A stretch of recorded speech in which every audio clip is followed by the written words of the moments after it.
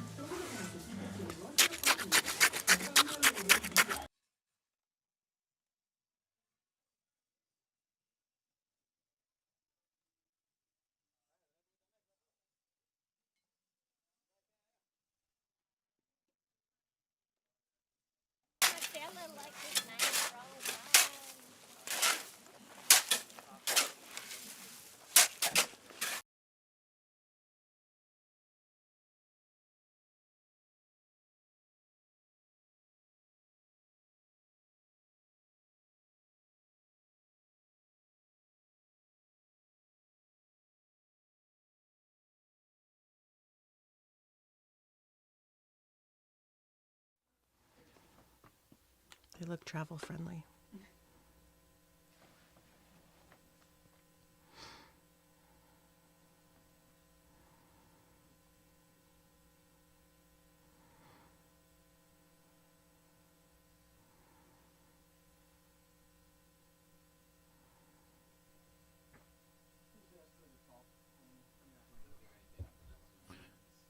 Hey, Michelle, can you give me a countdown from 10, please?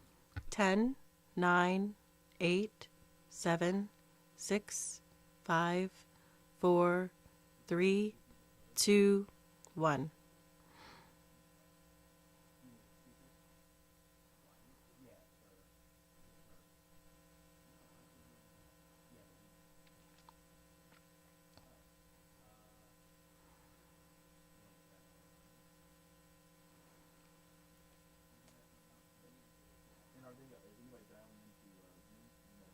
Michelle, if we're getting close, so I'll just do this, and then try to wrap like this over here so you don't feel like you need to, Yeah.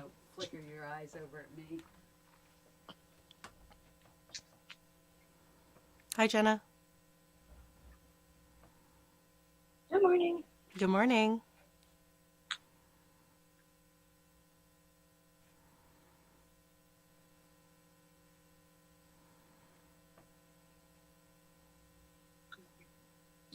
studio looks great. We have. I see. I see. I like it. That's coming from your phone. Yeah, sorry. Here, I'm gonna mute mine. Sorry, I'm gonna walk away. Hey guys, it's Cal. Jenna, how are you doing? I'm good, Carol.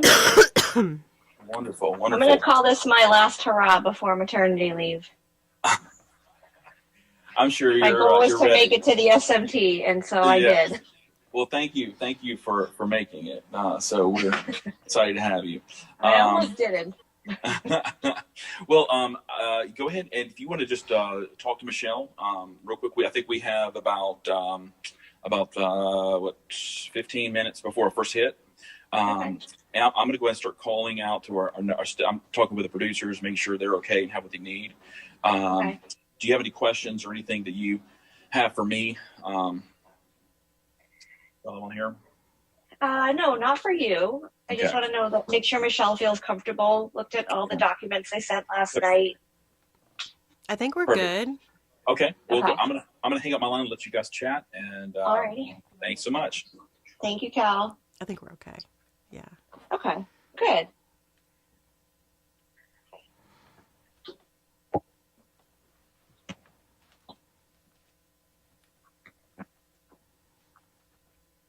So Michelle, I'll be here, and I think as you start to do a couple of these, it'll start to feel really familiar to you.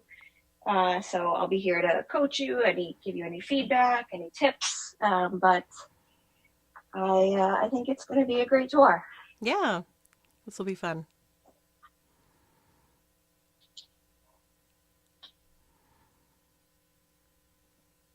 Yeah, it's my first time doing it, so it'll be it's interesting. Oh, good. HCD will be able to put this on your add to your credentials. Not that you need to, Right. but SMT extraordinaire. Wait, SMT? Satellite media tours. What that stands for. It allows you to do many interviews from one place versus traveling from place to place.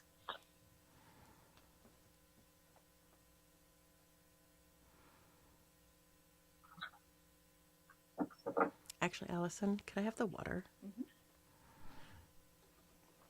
Thank you. Hi, Jenna. Congratulations. Oh. Good luck with everything. Oh, thank you. Thank you.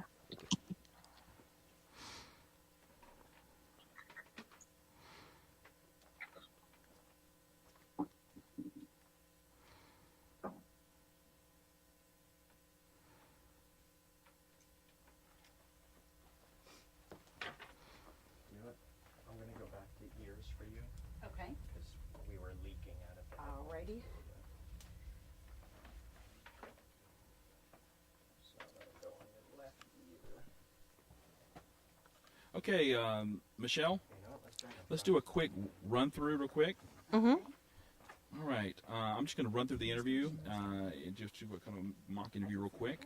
I'll skip the first part, but I'll just jump right in and ask the questions. Okay. And can I adjust the And volume? Michelle, can you also wait, stand by 1 second. I'll adjust it for you. I have a control in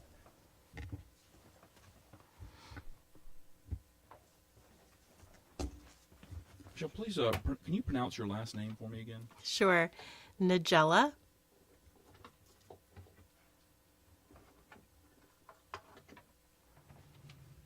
Great. Okay. I'll skip the first part. So, joining us today with insights from the study about the connection between the condition of our car and our emotional well-being is behavioral neuroscientist expert and VP of Research and Innovation at HCD Research, Dr. Michelle Nigella. Thank you for joining us. Thank you. So, can you share with us how much does the condition of our car affect our emotional well-being as car owners? A lot more than we might think it does. The state of our car, whether, it's the maintenance, dashboard indicators telling us something's wrong with our car, or just the cleanliness factor of that space within our car can really affect how we feel emotionally and our mental well-being. Yeah, and well, what about a connection to negative feelings? You know, is there a connection between negative feelings about our car and avoiding repair or cleaning our car? Well, what we found in the study using EEG or electroencephalography, we found that people actually did feel a lot of negative emotional feelings when they experienced negative things about their car, whether it was an indicator light showing that something was wrong with it or that there was messiness within the car, more so than things that were outside of the car. And so there definitely is a connection with your emotional well-being and the state of your car, particularly that inner sanctum of what we experience within our car, how much in control we feel with the state of our car and our feelings of feeling safe and comfortable. Okay, stand by just 1 second. So maybe say again. You get interference. Oh.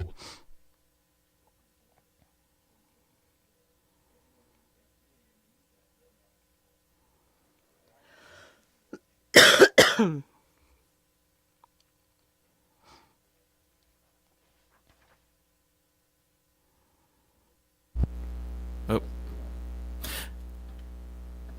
Hey, Jen, are you on? I'm here. Okay, good. Yeah. So, all right. Well, I'm just running through the questions. So if you have anything, please jump in. All right. So, Okay. so Michelle. I can't hear you. I can only hear you Okay. through the door. All right. Kill my mic.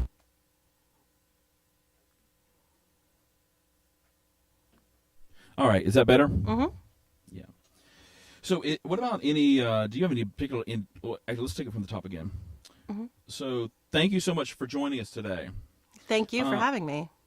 So, can you tell me how much does the condition of our car affect our emotional well-being as car owners? Well, a messy or car that's experiencing trouble can add a lot of stress to our lives and frustration.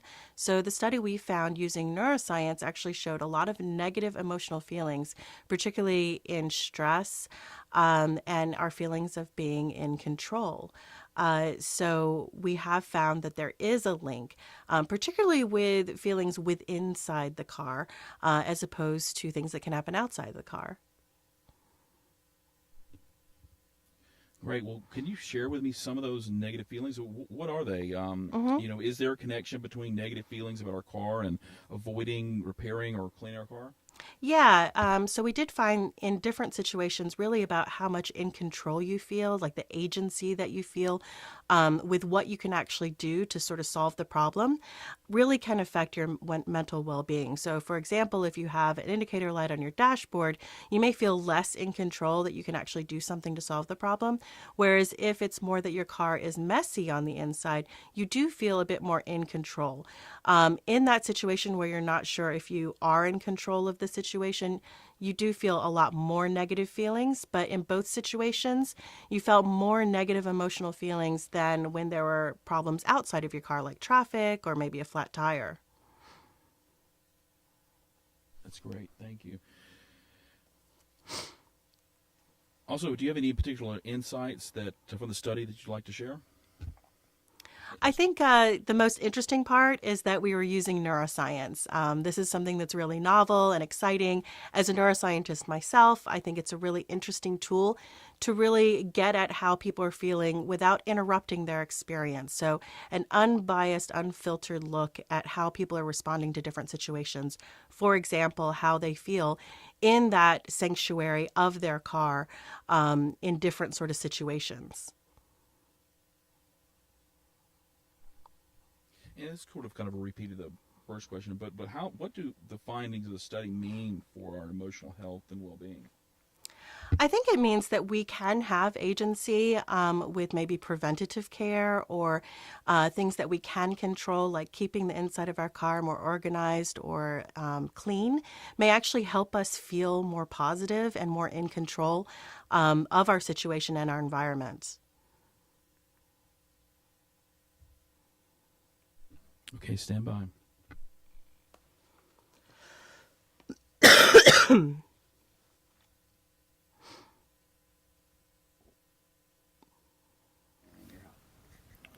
Hey, Jenna. Yes. So what did you think? Do you have any feedback or thoughts? I thought it was good. There was one response, Michelle, where you used the word situation a few times. So Yeah, just, I you heard heard it too. myself. Yeah. Just be mindful of that. And otherwise, I thought it was good. Okay, great. Well, we're gonna reach out to our first hit and make sure they're okay. Okay. Anything else you want to share with Michelle before we end the line? Just so you know, Cal, I can't hear Um, you. no, I thought That's it was okay. great. I liked that you emphasized the unbiased findings, because there were some things when you were initially taking Sarah through the biometric findings that, some of these were like expected, but the unexpected piece was whether or not people felt like they were in control. And so I think that's really an important message to continue hammering home, is that they felt out of control, but there are solutions for them to be in control and avoid these negative emotions that we saw come through. Okay. Well, thanks so much. And call Oh, me if there's any. Oh, go ahead. one other piece, Michelle. If they ask how many participants were in the study, I would say the study, just get a quick answer for that validates the number of participants, and say with EEG we actually use fewer response participants than some other traditional research, because we get more findings than more data points than we would otherwise. So Yeah. I would just try and shut that one down as quickly as you can Yeah. by giving the validation as needed. Because I would hate Okay. for somebody to get hung up on that. Yeah, and They probably won't ask you, but I don't want that to be a distractor of the interview. Yeah. So it's okay to say it was 28, but really focus more that it's a neuroscience study. Yeah, it was a 29 though, right? 29, yes. Thank you. Yes. Yeah. Mm-hmm. Okay, sorry, Cal. Okay. Call me if there's anything else or questions. All right. Thanks a lot.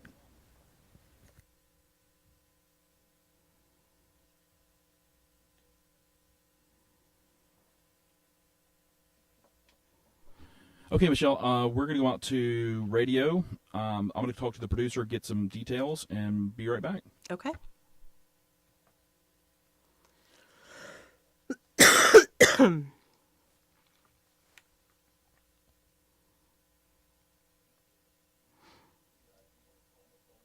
do find this study fascinating because my son is constantly cleaning his car because he said it makes him feel more centered. Oh, yeah? Oh, interesting. And I said, that's interesting. Since Yeah, it's funny because there's a reason for that. yeah, except that me and the lead analyst both have really messy cars. Well, and my nephew, who's the Georgia Tech person, I got in his car the other day. I'm like, how do you even function in this car? Was it messy? But you have 2 kids. He has no kids. I mean, little Yeah. kids mess up cars fast. Yeah, yeah. It's like He has no reason. it's like a pointless battle. He's just pigpen. It is. There's always food in the car when the kids are little. Right?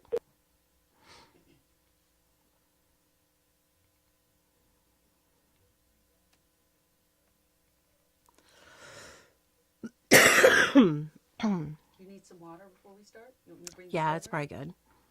Sorry. No. I'm tethered. I can walk over.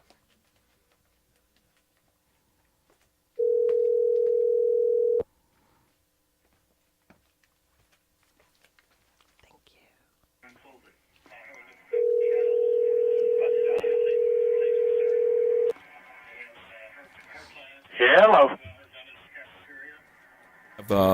We have Michelle Nigella on the line.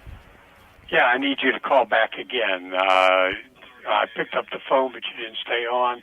You're on the only line I can't put on the air. Okay, we'll call right back in. Okay. Same number, right? Go ahead. 693-2105.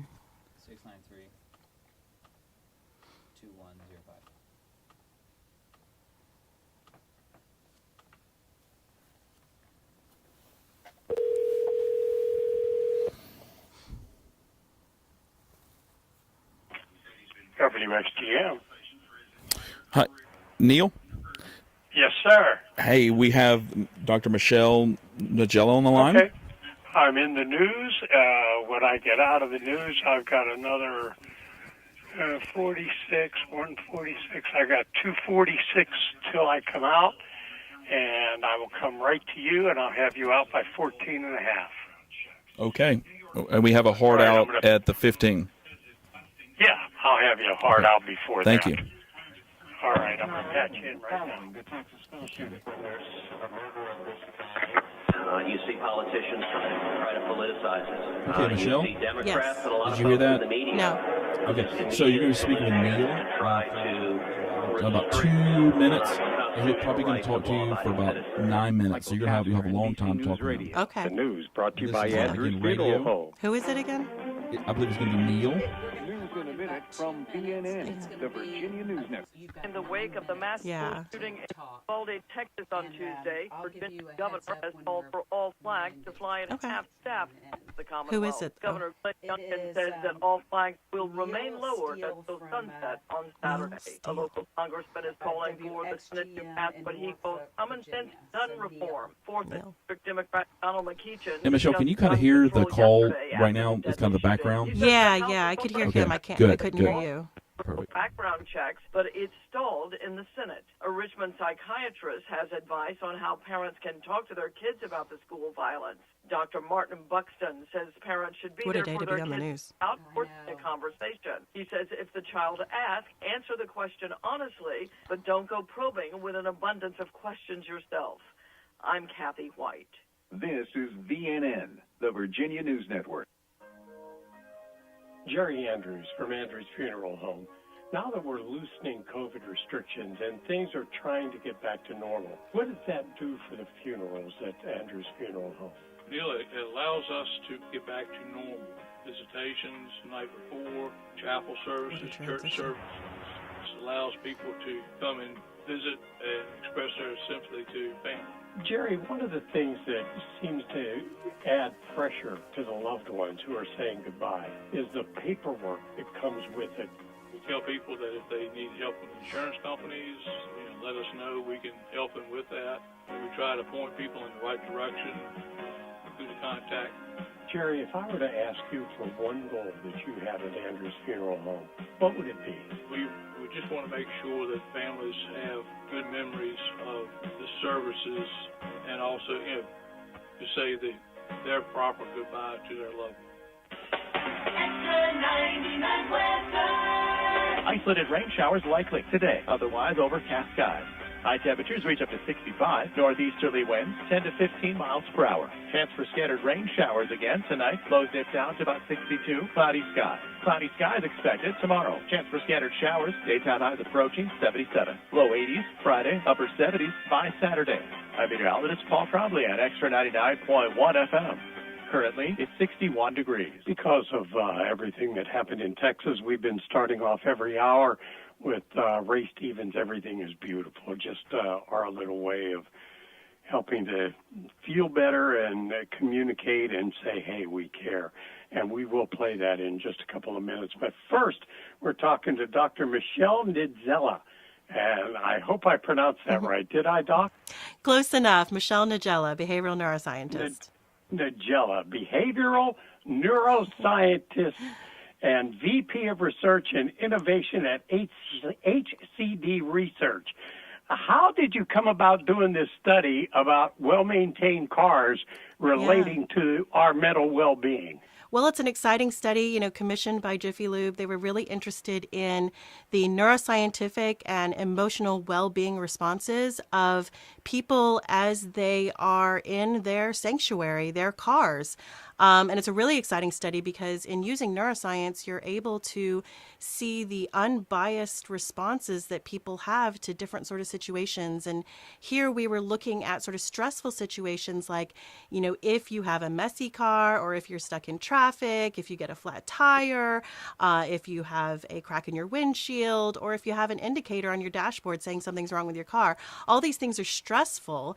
But in this study, we were able to show that there were differences really depending on what's most interesting about this is really how in control you feel in your inner sanctuary within your car. And so it's really interesting that when you're not feeling very much in control, like for example, if a dashboard indicator says something's wrong with your car, this gave the most negative emotional response.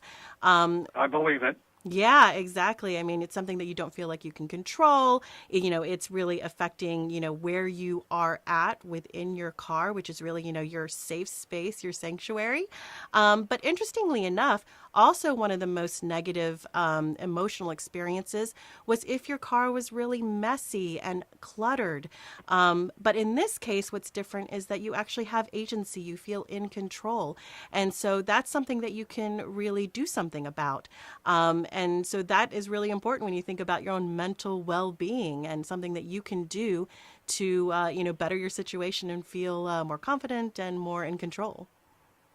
I had an uncle back in Pennsylvania who his car was always well maintained and everything, but if he didn't have time to wash it, all he cared about was that the hood was clean. Oh. If he could look out the front window and the hood was clean, he felt good, and that was him. So when we look at this, I'm getting the feeling that the basic condition of our car that we are the most comfortable with dramatically affects how we feel when we get out of the car. Yes, absolutely. You can imagine how feeling more stressed and more out of control can really affect the whole day that you might be having, how you interact with other people around you, maybe how your whole weekend is as we head into the, Memorial Day weekend travel. That's something you can control, like being able to maintain your car or organize the inside of your car might actually help you feel better. See, I just finished up a baseball season coaching high school, homeschool, and JV team. And my car is a baseball mess right now. I haven't cleaned it out yet. And I keep looking around going, man, I hope I don't have to give anybody a ride. Excuse me. Yes, ma'am. But, it does affect me, the fact that I got a big old bucket of balls in the back, and if I hit the brakes too hard, they spill over, and it is a pain. Yeah. Yeah, and that's something you can control. So that is something that you can do to improve your mental well-being by keeping that inside of your car, more clutter-free. So when Jiffy Lube came to you and said, hey, we want to know, I got to tell you, my local Jiffy Lube place, their managers that are there the new ones who are very good, and they take care of everything, and they look at everything, and they've expanded what they do also. Right. I mean, there's all sorts of preventative maintenance that you can do to sort of, improve your car or make sure that you don't have these indicator lights that, might come in and intrude on that sanctuary. So all those sort of things can really help you to feel better and more confident, in your space, in your private space within your car. So this really is about, the mental well-being and, even self-care to some degree, right? Yes, ma'am. Now, I want to ask you a question. This will tell me a little bit, too. We're talking to Dr. Nigella. She is, I got it right that time. Yeah, absolutely. Good job. Okay. She is a behavioral neuroscience expert. What kind of car do you drive? I have a Subaru Forester. Okay, all right. Now, I also have 2 kids, and so it is actually pretty messy. And yeah. Did you take a picture of your car for the study? No, I did not, but we did talk about our own cars, the scientists and I, as we were designing this study, really thinking about how our cars affect our daily lives. And that did certainly help us in the design. Were there any additional insights that you came up with that made you go, no, Yeah. that really surprised you? It was really that in control piece that, people can feel very helpless in certain situations. For example, if you do have those dashboard indicators, or even in particular, the feeling of helplessness people get when they are stuck in traffic. These are negative feelings, but it was certainly more negative, which was probably the most interesting part, more emotionally negative for things that were inside of your car, in that sanctuary space of your car that you're experiencing, immediately, right in front of you, more so than things that were outside of the car, like that traffic. Calling it sanctuary space is absolutely true, because I don't mind having family in my car, but I don't like having an outsider in my car. Right. And that was rather something drive that by people myself wherever I'm reported going. as well, that, when they were in a more cluttered car, they actually had feelings of embarrassment.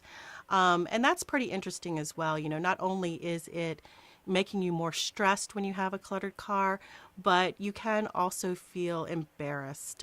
So that was something that a lot of the respondents did actually self-report. Well, if it makes you feel any better, I'm going home today to clean out my car. Maybe not a bad idea. Is there any place folks can go to see this survey? Yes, so I believe that it has been shared online, so you can certainly Google myself and Jiffy Lube and neuroscience, and I'm sure it'll come up. Dr. Nigella, thank you very much. You have a wonderful, wonderful day. Where are we talking to you today? Where are you? Philadelphia, and thank you so much, Neil. This has been fun. Have a great day, ma'am. You as well. Bye-bye. All right, Dr. Michelle Nigella, and I finally got it right. Yes. All right, as I pointed out, we have started off every hour. You haven't heard Hope Day, because I had trouble this morning trying to figure out how to get started to get rolling. We realize we know what our job is here, and we know that we relate to a lot of things, and we talk about a lot of things, and we joke and everything else. But we also want to make sure you know that we keep in mind everything that happens. And so because of what happened in Texas yesterday, we've been starting off every hour with Ray Stevens.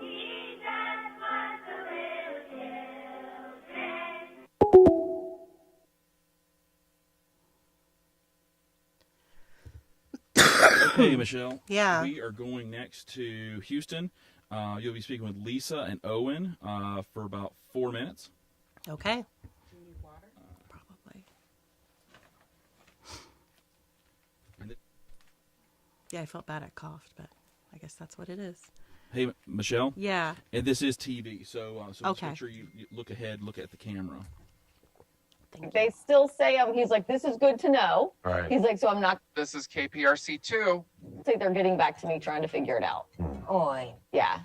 It's good that you're a consumer advocate, Amy, getting the answers for us. Stuff that we wouldn't, Yeah, it's hard to do ourselves, That's absolutely. right. Thanks, Oh, Amy. thanks. All right, travelers at a Minnesota airport will now be able to step into a plane cabin before they even board their actual flight. Yes, this mock aircraft cabin inside Hey, of Michelle, one Terminal more 1 thing. at the Minneapolis-St. I Paul heard back from International Jenna, and she Airport. said that The mock-up if they do here ask is for more 33 information, feet you in just length, direct people features to jiffylube.com. Okay. Thank you. Thank you.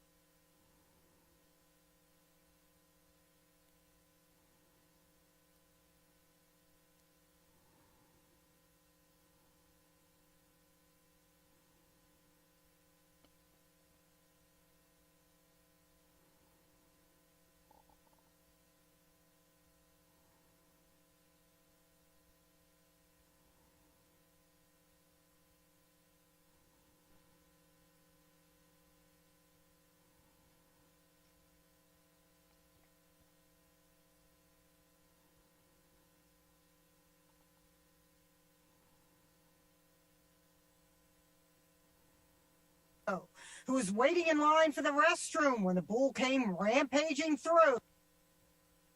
Like the side of the horn and like the muscles and all that stuff from the bull. This is KPRC2. Can you hear us? Doctors told Jordan his leg has internal bruising. He's hobbling around on crutches, but should be okay. The pickup man and the guys on horseback ended up catching the bull.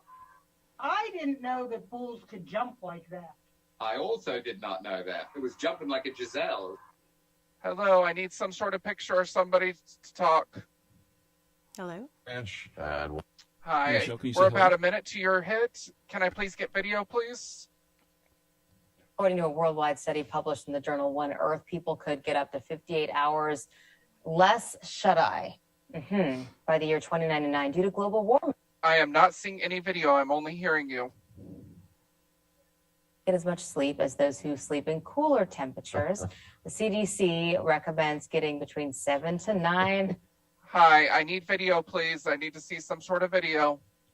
1/3 of us What in the shape? I U.S. don't know. already get way less sleep than that. Health officials say a lack of sleep can result in concentration problems and possible heart issues. And Yeah, so like, if we make a mistake on the morning, she'll go easy Let's on go us easy. because, 100% of morning anchors don't sleep. All right. I am not seeing any video it's also hard when you're good. sleep deprived because or the interview. Ellen is Good thing I'm like, at my perfect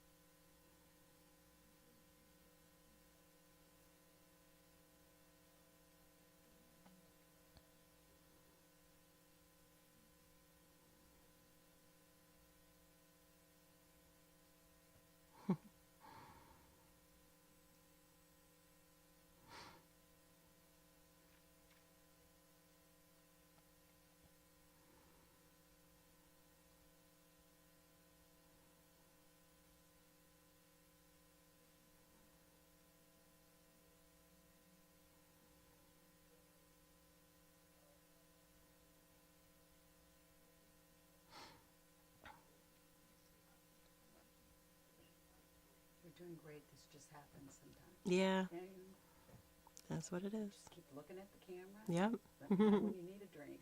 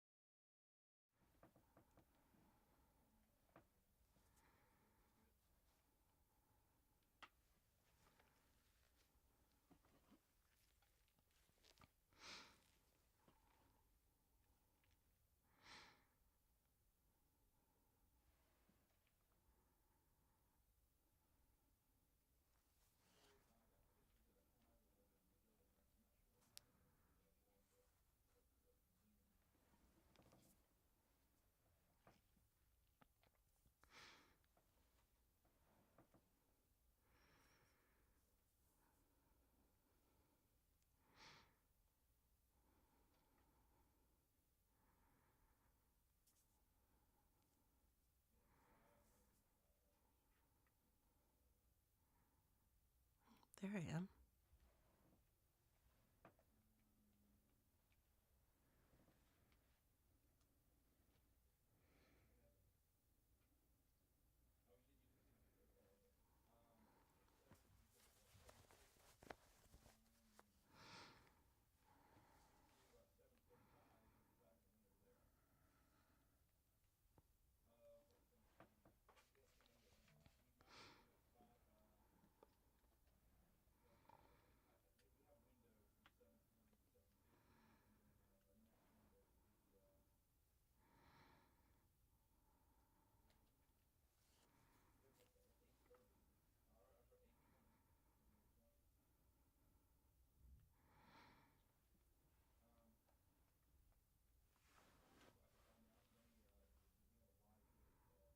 Are you too hot up there?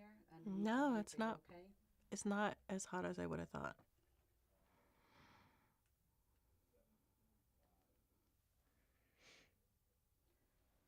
Sometimes the makeup artist has a little fan if you get hot.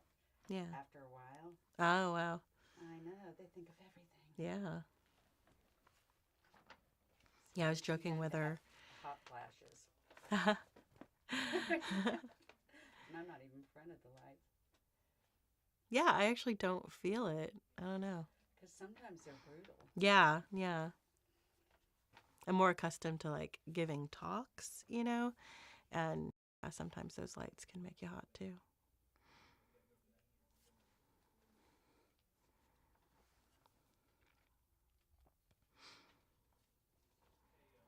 Yeah. Yeah.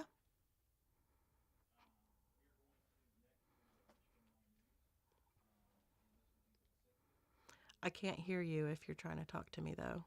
I can't hear you either. Yeah. Cut out. There you go. Yep. Yep.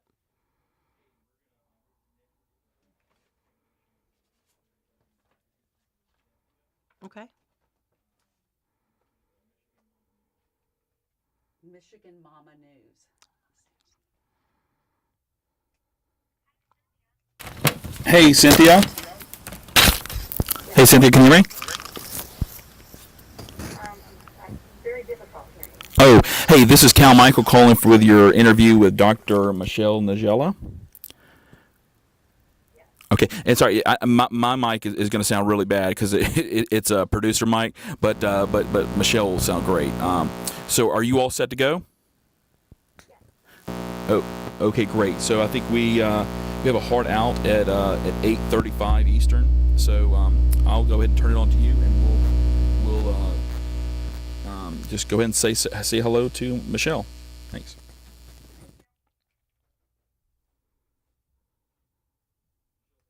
Hello. I'm doing well, Cynthia. How are you?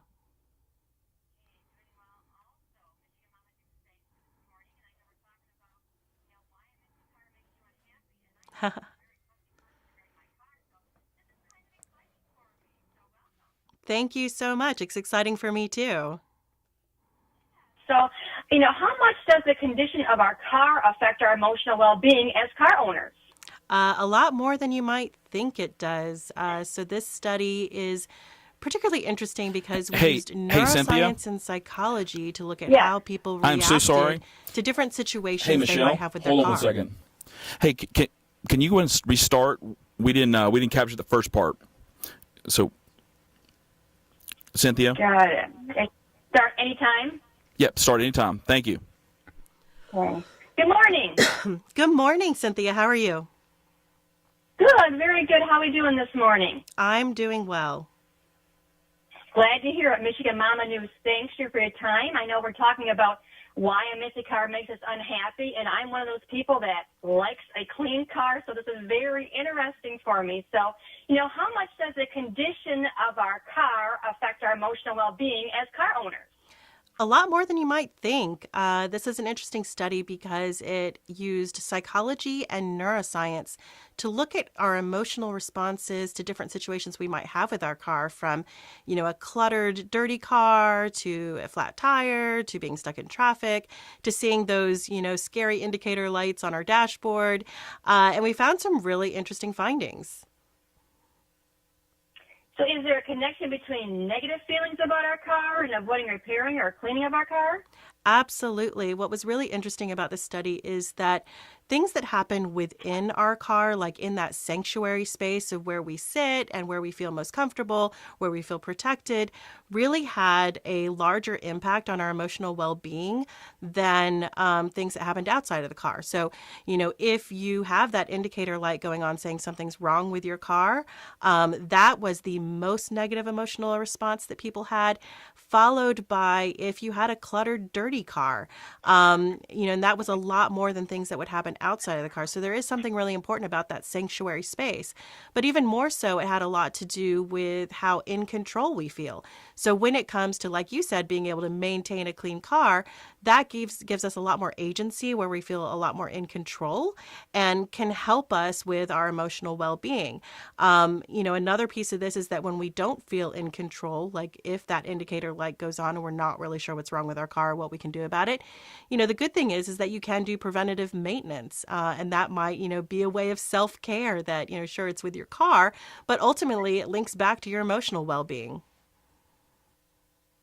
Very interesting. I know we are spending more times in our vehicle, so I see how that could be an issue also. So, what additional insights did you find from this study? I think that the most interesting thing to me is really that, this is the first time really neuroscience has been used in this way to really look at that, car experience and emotional well-being. And so that's really interesting because when you use neuroscience using EEG, electroencephalography, you're able to look at an unbiased, unfiltered reaction of people. And that's really a unique way to better understand the psychology and the neuroscience behind why we feel the way that we do. So this is really exciting for me as a behavioral neuroscientist. Sweet. So, what do the findings of the study mean for our emotional health and well-being then? I think the piece about being in control, the important piece about that is that you can have agency.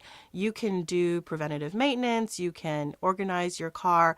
You can clean your car. There are different services for things like that. And that can ultimately be like a form of self-care that will help your mental well-being. Sounds good. Now, is there anywhere we can go for more information? Sure. You can read more about this study and some of the other findings that we had at jiffylube.com. And, it'd be really interesting to take a look at that more. Great. Well, I think I need to get going and get my car cleaned. So yes. I appreciate your time today. Thank you so much.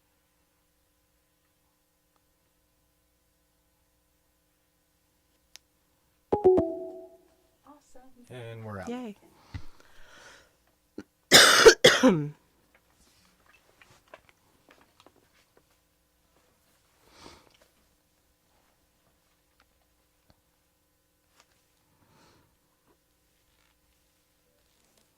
got coming up a TV Zoom in Milwaukee, CBS in Milwaukee. Okay. Kendall is her name. But I think we've got about 3 or 4 minutes. Ooh, then I might take some water. You got it. I don't know if you're familiar with Philadelphia local news. I am. You are? Well, because my husband used to work. He was a sports anchor here at Gary Papa. Oh, Did where? you know him? No. Channel 6? Mm. Yeah. Because I always watch the morning local news, but I watch Fox 29, and it's got this guy, Mike Jarrett, and I really wish we were on that because, yeah. I know, we saw a live. They're so funny. A couple of days ago, or driving in, we're like, we need to call them and see if we can get Thank you. on. Try to get on the local news here. We've done a lot with NBC 10 here, because we've done some like political studies with neuroscience. I used to reporter for Fox. That's what I used to do. Oh, yeah? I was. And my husband and I met. We were anchors together. Oh, wow. Years ago. Where was that? God-forsaken West Virginia. Oh, my. Wow. Yeah. And then we just, hopped around. Okay, hey, Michelle. Yeah? We are going next over to Milwaukee. You're going to be speaking with Kendall for about 4 minutes. Probably in about 4 or 5 minutes. Okay. But you'll be speaking with her for about 4 minutes. Thanks. So it says with the time with her is at 8:40 and it's only 8:35. So we can chat. Yeah.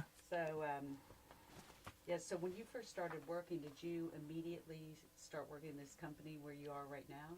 No. I did my postdoc here in Philly. And then I got a job at Johnson & Johnson in their consumer group.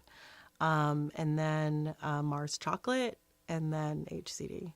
Yeah, so I've been kind of... That's... Yeah. You know what? That just makes you so much more well-rounded, I think. Yeah, it was a good experience.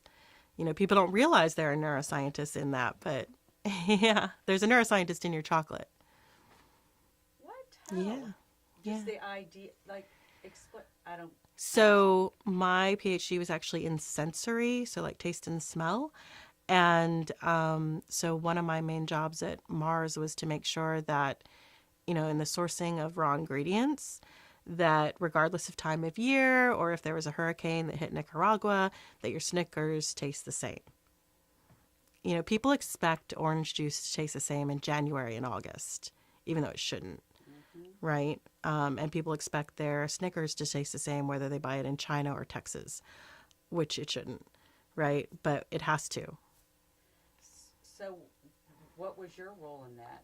Yeah, had to do all the testing. You know, we had panels of people that were chocolate tasters, and yeah, yep, that's a job. Yeah, I had to visit farms in China. Yeah. To make sure that everything was consistent. Yep. Yep, that's a That's thing. true. Like if I go to McDonald's in Italy, I want my French fries. It's supposed to taste the same. Yeah. And people who, you know, are considered heavy users, because that's what they call them. Like if you know, eat a Snickers every day, then you are going to be able to tell if something's different. Yeah. You know, so even if you get an Argentinian peanut, which is actually a better peanut, not as good as the Nicaraguan, you're going to complain. Taste the difference. And they're going to complain. Yeah. That's interesting. Yeah. Well, so they're chocolate tasters, I guess so. Yeah. Yeah. I mean, there's even mayonnaise tasters. I mean, you know. Well, the other day, my husband came home with Duke's mayonnaise instead of Hellman's. I'm like, Oh. Apparently there are people that really like Duke's, though. I've never had it. Yeah. You like what you like. See, people are... It's mayonnaise. I'm like, no, Yeah. I can tell the difference. Miracle Whip versus mayonnaise, too, right? I'm a mayonnaise user. Unhealthy.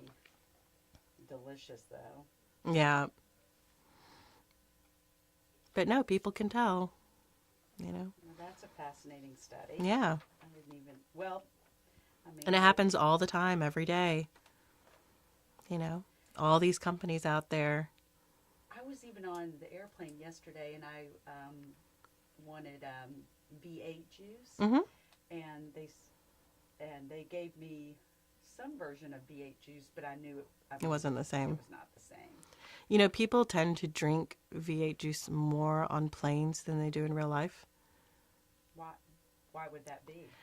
There's some theory that it's because, so when you're on a plane, because it's so noisy, you like things that taste more strong. Yeah, because like your other senses are kind of overloaded, and so you actually need something, you know, spicier, saltier, everything. It's interesting because Yeah. I only get V8 juice if I'm on Most the people are like that. Isn't that weird? See? Yeah. Thank you, neuroscience. Yes, that's what I'm here for. Random tidbits of yeah. things. Yeah. What we learn from each other. Yeah.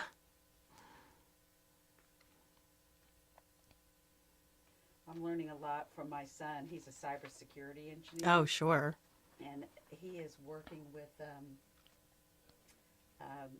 Internet of Things. Do you know what that Mhm. is? So he'll take like a crock pot that has some sort of internet connection and try to mess with it. to Sure. find out what the vulnerabilities Which is are, terrifying. So that they can.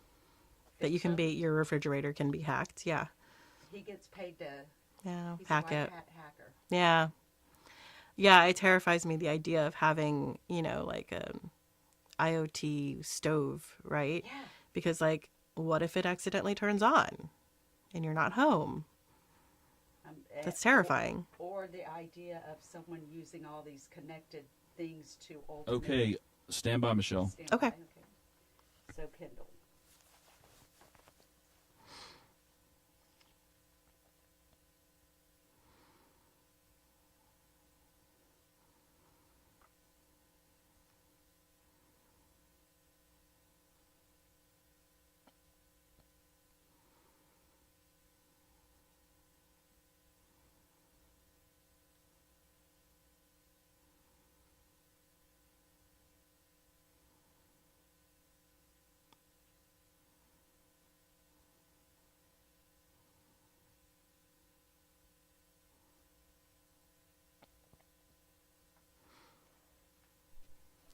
Hey, Michelle, can you say hello?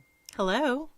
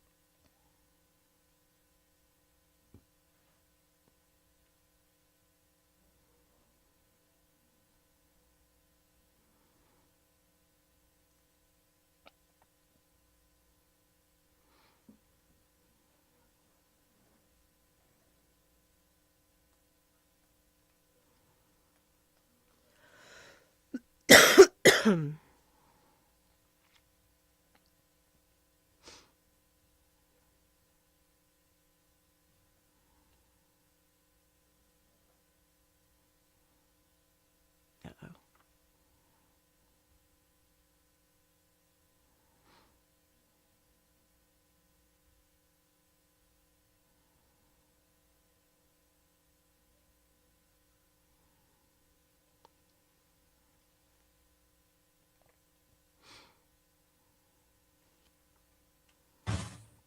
Michelle? Yes? Can you give a countdown from 5, please?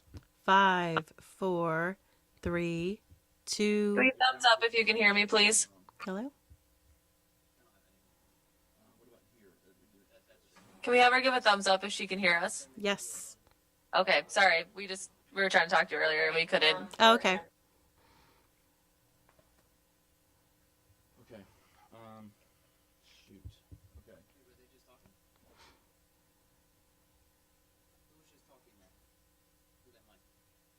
You're not seeing us at all?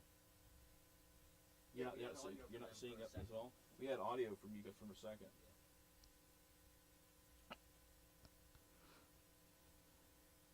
Okay. Right. Okay. Hey, hold on one second. Hey guys, hold on. I'm not worried about her seeing them. Yeah, I don't sure. care about They just that. need to be able to yeah, hear I each just other. need, and they need to be able to see her. They're saying they can't see her? They can't see her. That has to be on their end. Yeah, we're connected.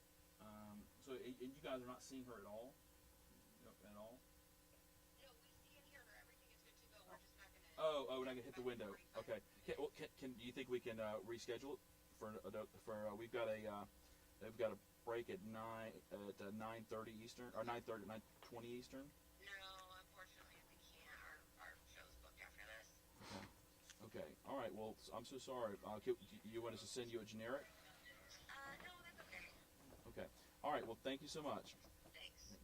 All right. Let's move on to Houston. That was not us, correct? That was not. I was sending them everything that was fine. I just didn't have anything.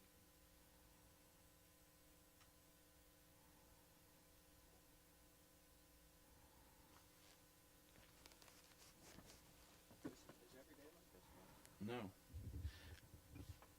Inside the submerged crater, Michelle? NASA says the volcano. This is Jared, KPRC. Can you hear me, please? Volcanoes in the Pacific. Yes. I didn't know there were that many. We're going to do your interview next. Questions about extreme environments that large marine animals can call home. Wow. They're tough creatures, huh? Very tough. My goodness. Yeah.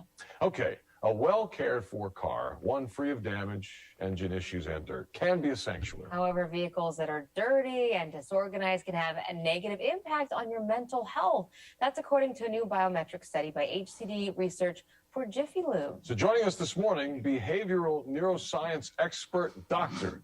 Michelle, oh geez, your last Nigella. it looks a little harder to pronounce than it is. Michelle, I apologize. That's and thank you okay. for spending time with us. How you doing today? I'm doing well. How are you?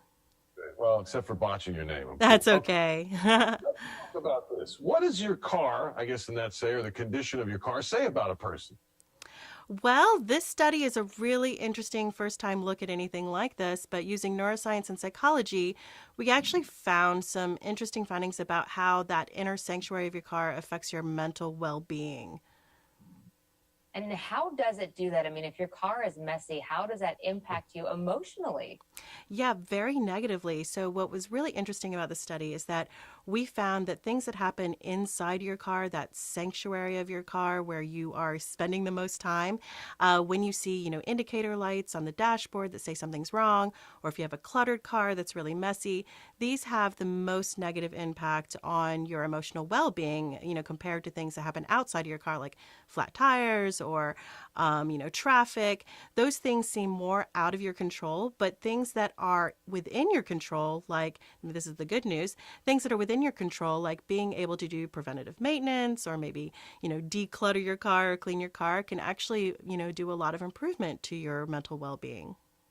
Interesting. Is there any connection between the negative feelings about the car and maybe avoiding getting it fixed or avoiding cleaning it? Yeah, so, people can feel like they're not in control, and like they do want to avoid it. But what we were seeing is that people self-reported that, if it's something that they can control, can do something about, they would feel better. So this is a really interesting, unbiased look using neuroscience and psychology to better understand how people can maybe, do some self-care inside their car to really improve that sanctuary and improve their own mental well-being. This all makes sense to me because at least for me, when I have a messy home, I'm more stressed. And when I have a messy car, it just adds to it. Things are cleaner. You just feel better about the day.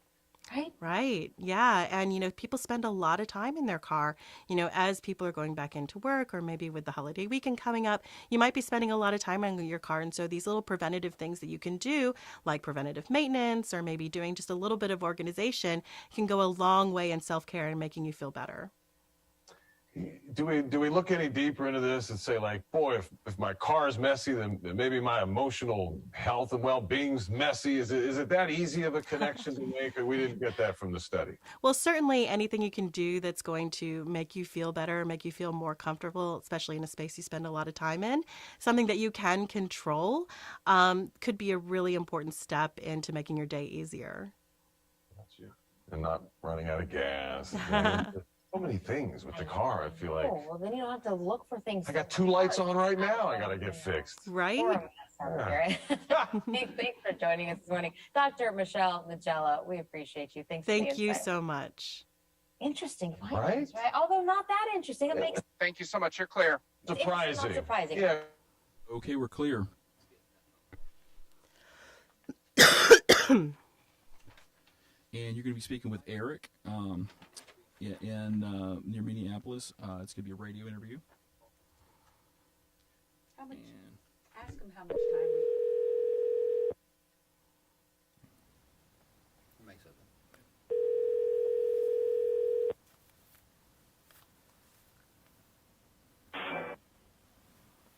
The 3-minute trailer for the Elvis shows the uproar that Presley caused when he had his suggestive dance moves back in the conservative 1950s, and features Austin Butler as Elvis and Tom Hanks as his manager, Colonel Tom Parker. A roster of artists performing for the Elvis soundtrack have been revealed as well, including Stevie Nicks, Jack White, Eminem, and many other stars. Elvis is set to hit the theaters coming up June 24th. Gifts to Caris Health Foundation have a direct impact on. Hi, KWLM. Hey, this is Cal Michael calling with the interview you have with Dr. Michelle Nigella, the brain study, biometric study with the Jiffy Lube. That sounds good. Pronounce the last name, was it Nugella? Yes. Perfect. We can go here in about 30 seconds. Is that too soon? No, that's great. How long do you need with her? We have a hard out at 8:50. I'm sorry, the top of the hour. All right, that sounds good. Okay. All right. We probably won't go that long, but we'll get it to work. All right. Okay. People have to come in one state Monday. All right, Michelle, you're good about 30 seconds. Your Okay. generosity to the Community Cancer Support Fund will allow Caris Health Foundation to continue to make a major difference to more people throughout the region. To make a gift, visit carishealth.com/foundation.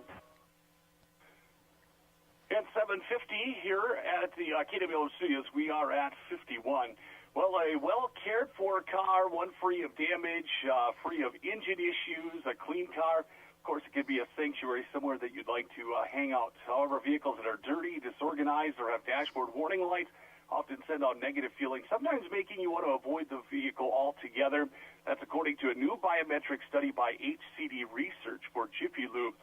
Joining us on the phone today with some insights about the study of the connection between the condition of our car and our emotional well-being is behavioral neuroscience expert and VP of Research and Innovation at HCD Research, Dr. Michelle Nugella. Thank you so much for joining us today, Dr. Nugella.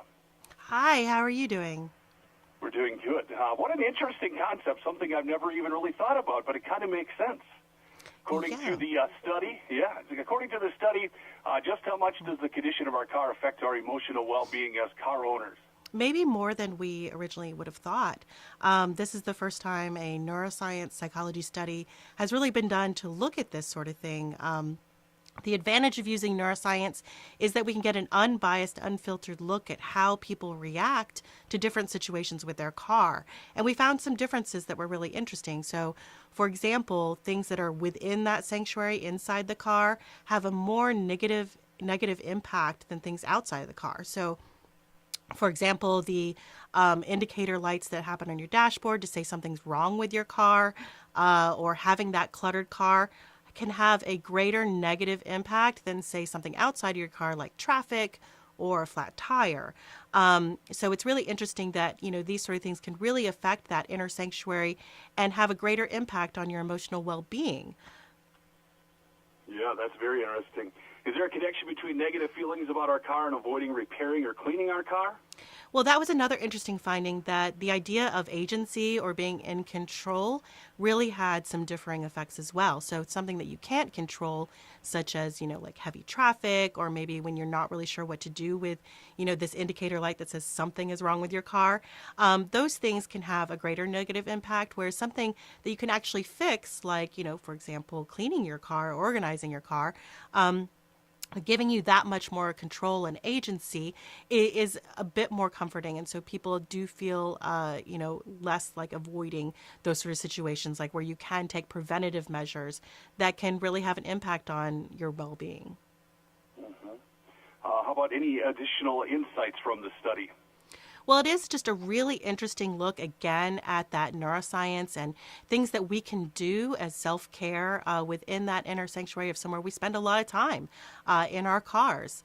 And that, this can really have a real impact on our daily lives, our stress levels, and really just, affect our mental well-being.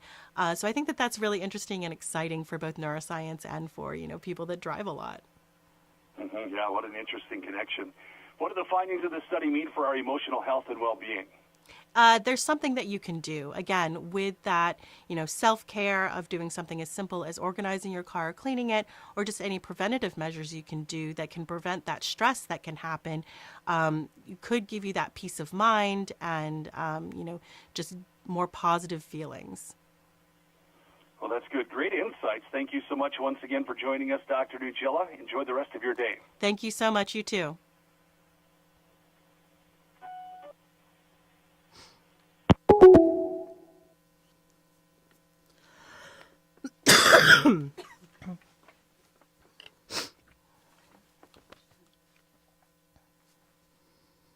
Can I get some water again? Yep. I'm just thinking we've got like 3 minutes. We're going to go with Melissa next with the Mommy Chronicles. This is IMT. How much time do Bear with, I'm trying to get her on the phone. Thank you. I bet I can hide it behind this head. You can hide it behind the head.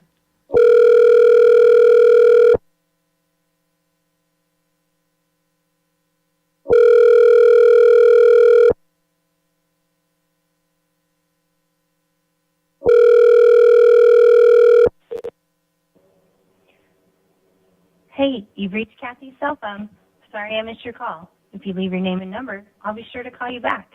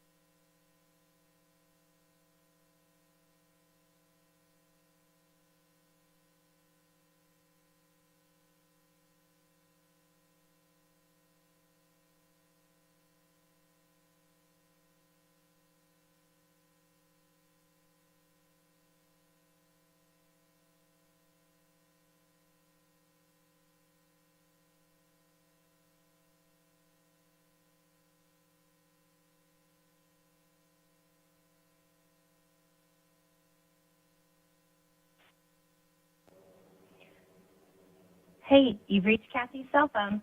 Sorry I missed your call. If you leave your name and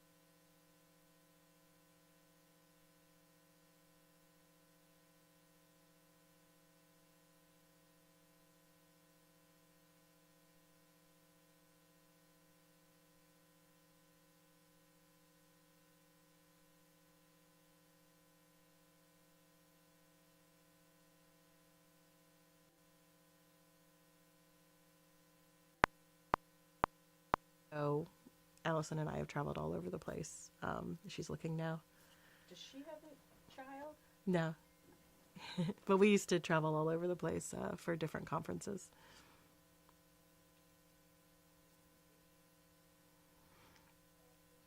And with Mars Chocolate, I had to travel a lot. That's actually why I left. Too much travel. Mm-hmm. That's why my husband and I got out of doing. Let's see if she picks up now.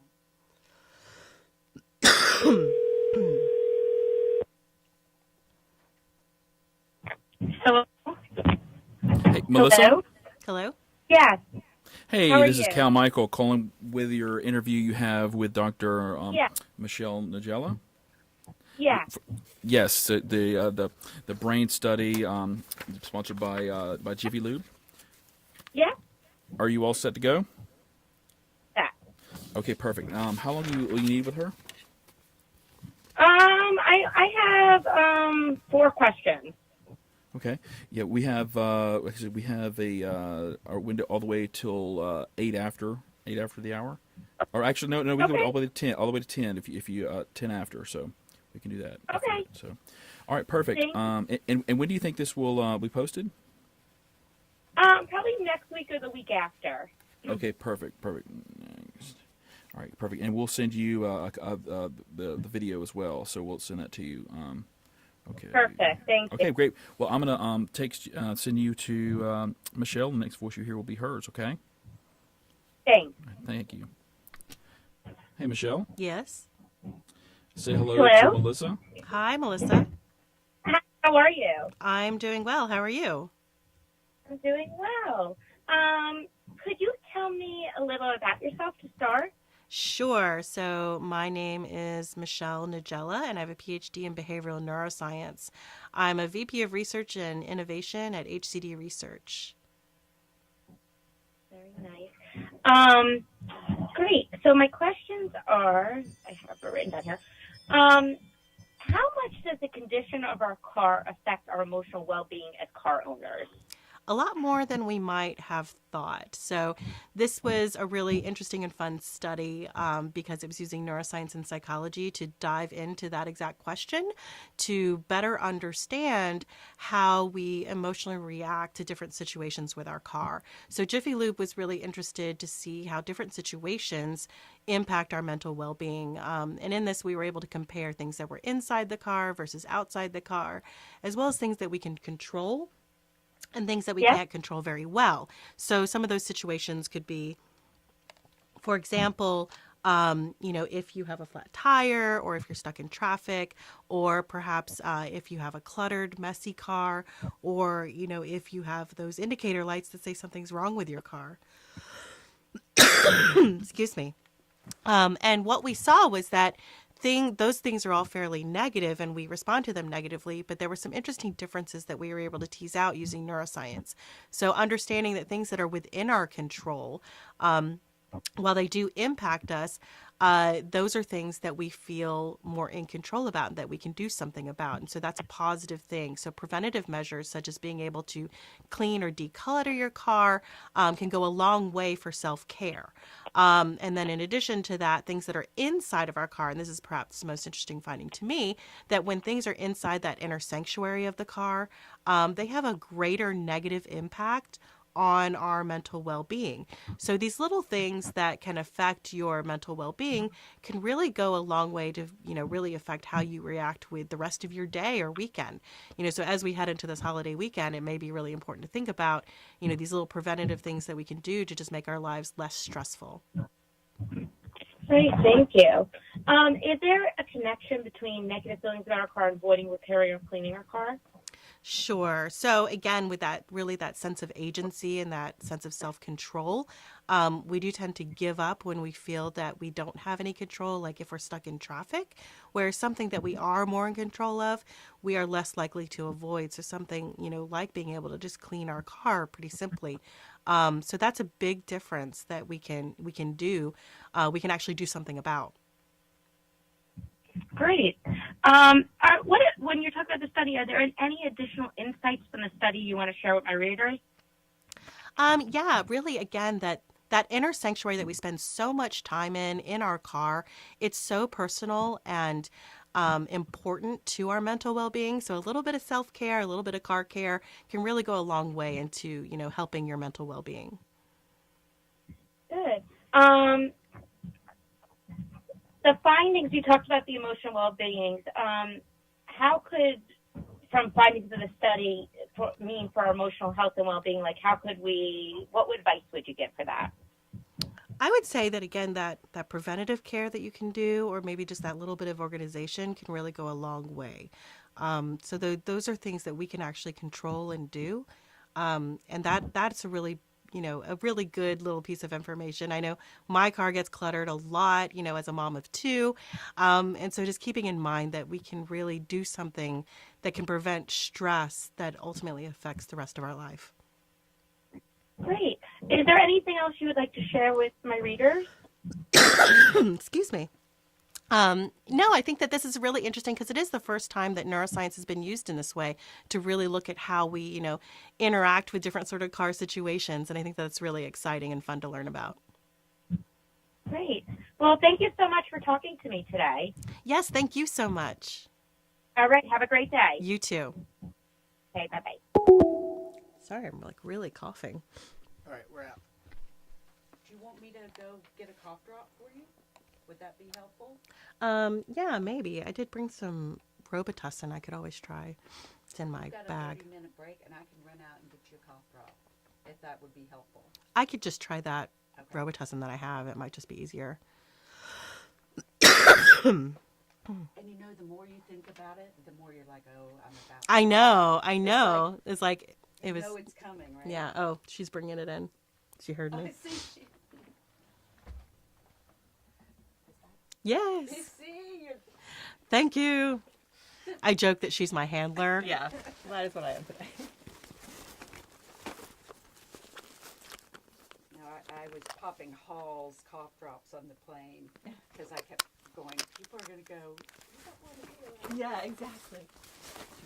It's like, I promise it's not COVID. Or anything? Right. I have the water. It's fine. You're doing great. Thank you. So the next one is a TV one. Okay. And it is with Fox in Columbus. But you said like 30 minutes? We have 30 minutes and about 2 more interviews. Then we have a 30-minute break. Would you like to look at this? Okay. Since we have a little bit of time, give you a little heads up. Yeah. We just finished the Mommy Chronicles.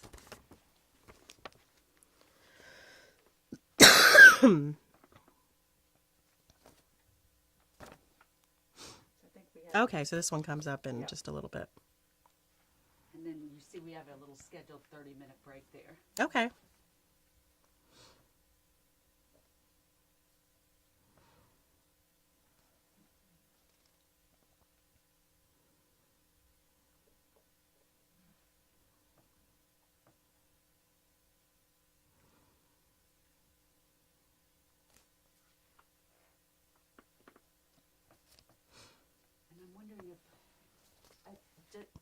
Do they have on there to record a generic summary? Yeah, it says generic. Yep, and that's where, like, say the TV interviews that didn't go live, we'll do the interview with you and send it to them. Got it. So that's what a generic is.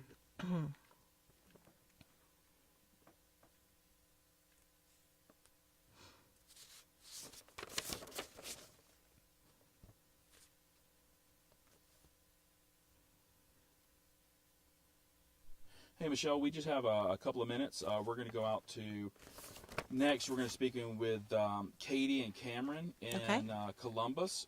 But probably got about 5 minutes. 5 minutes away from dialing to them. Okay. Okay. Do you still want to look at this? I'm good. You're good.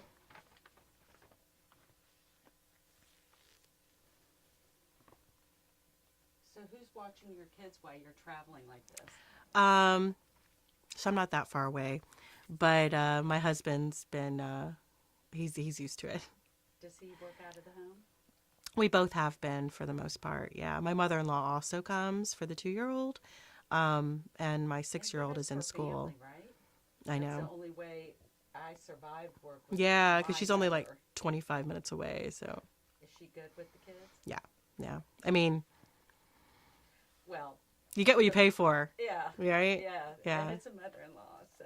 Yeah. And then, so she comes to our house, you know, and she likes to reorganize things. Or does she, like, when you're gone, do you come home and things? She cleans. Yeah. It's. Does that make you feel like she's quite... I have certainly gotten very upset when she's reorganized things, but she's gotten better about not doing that. Is it because you said something to her? Oh, yeah, yeah. But, you know, my husband's really good about handling that, you know, so I don't have to, like, yeah. I guess she thinks she's being helpful? Oh, yeah, yeah, yeah. Does it hurt her feelings when you say something? I think it did the first few times. Because this one time, this was before kids, but we had just moved into the house and we went on a trip. And she had come in. We just moved into our house, you know, set everything up, and we had to go on a trip somewhere. And when we got back, she had reorganized the kitchen.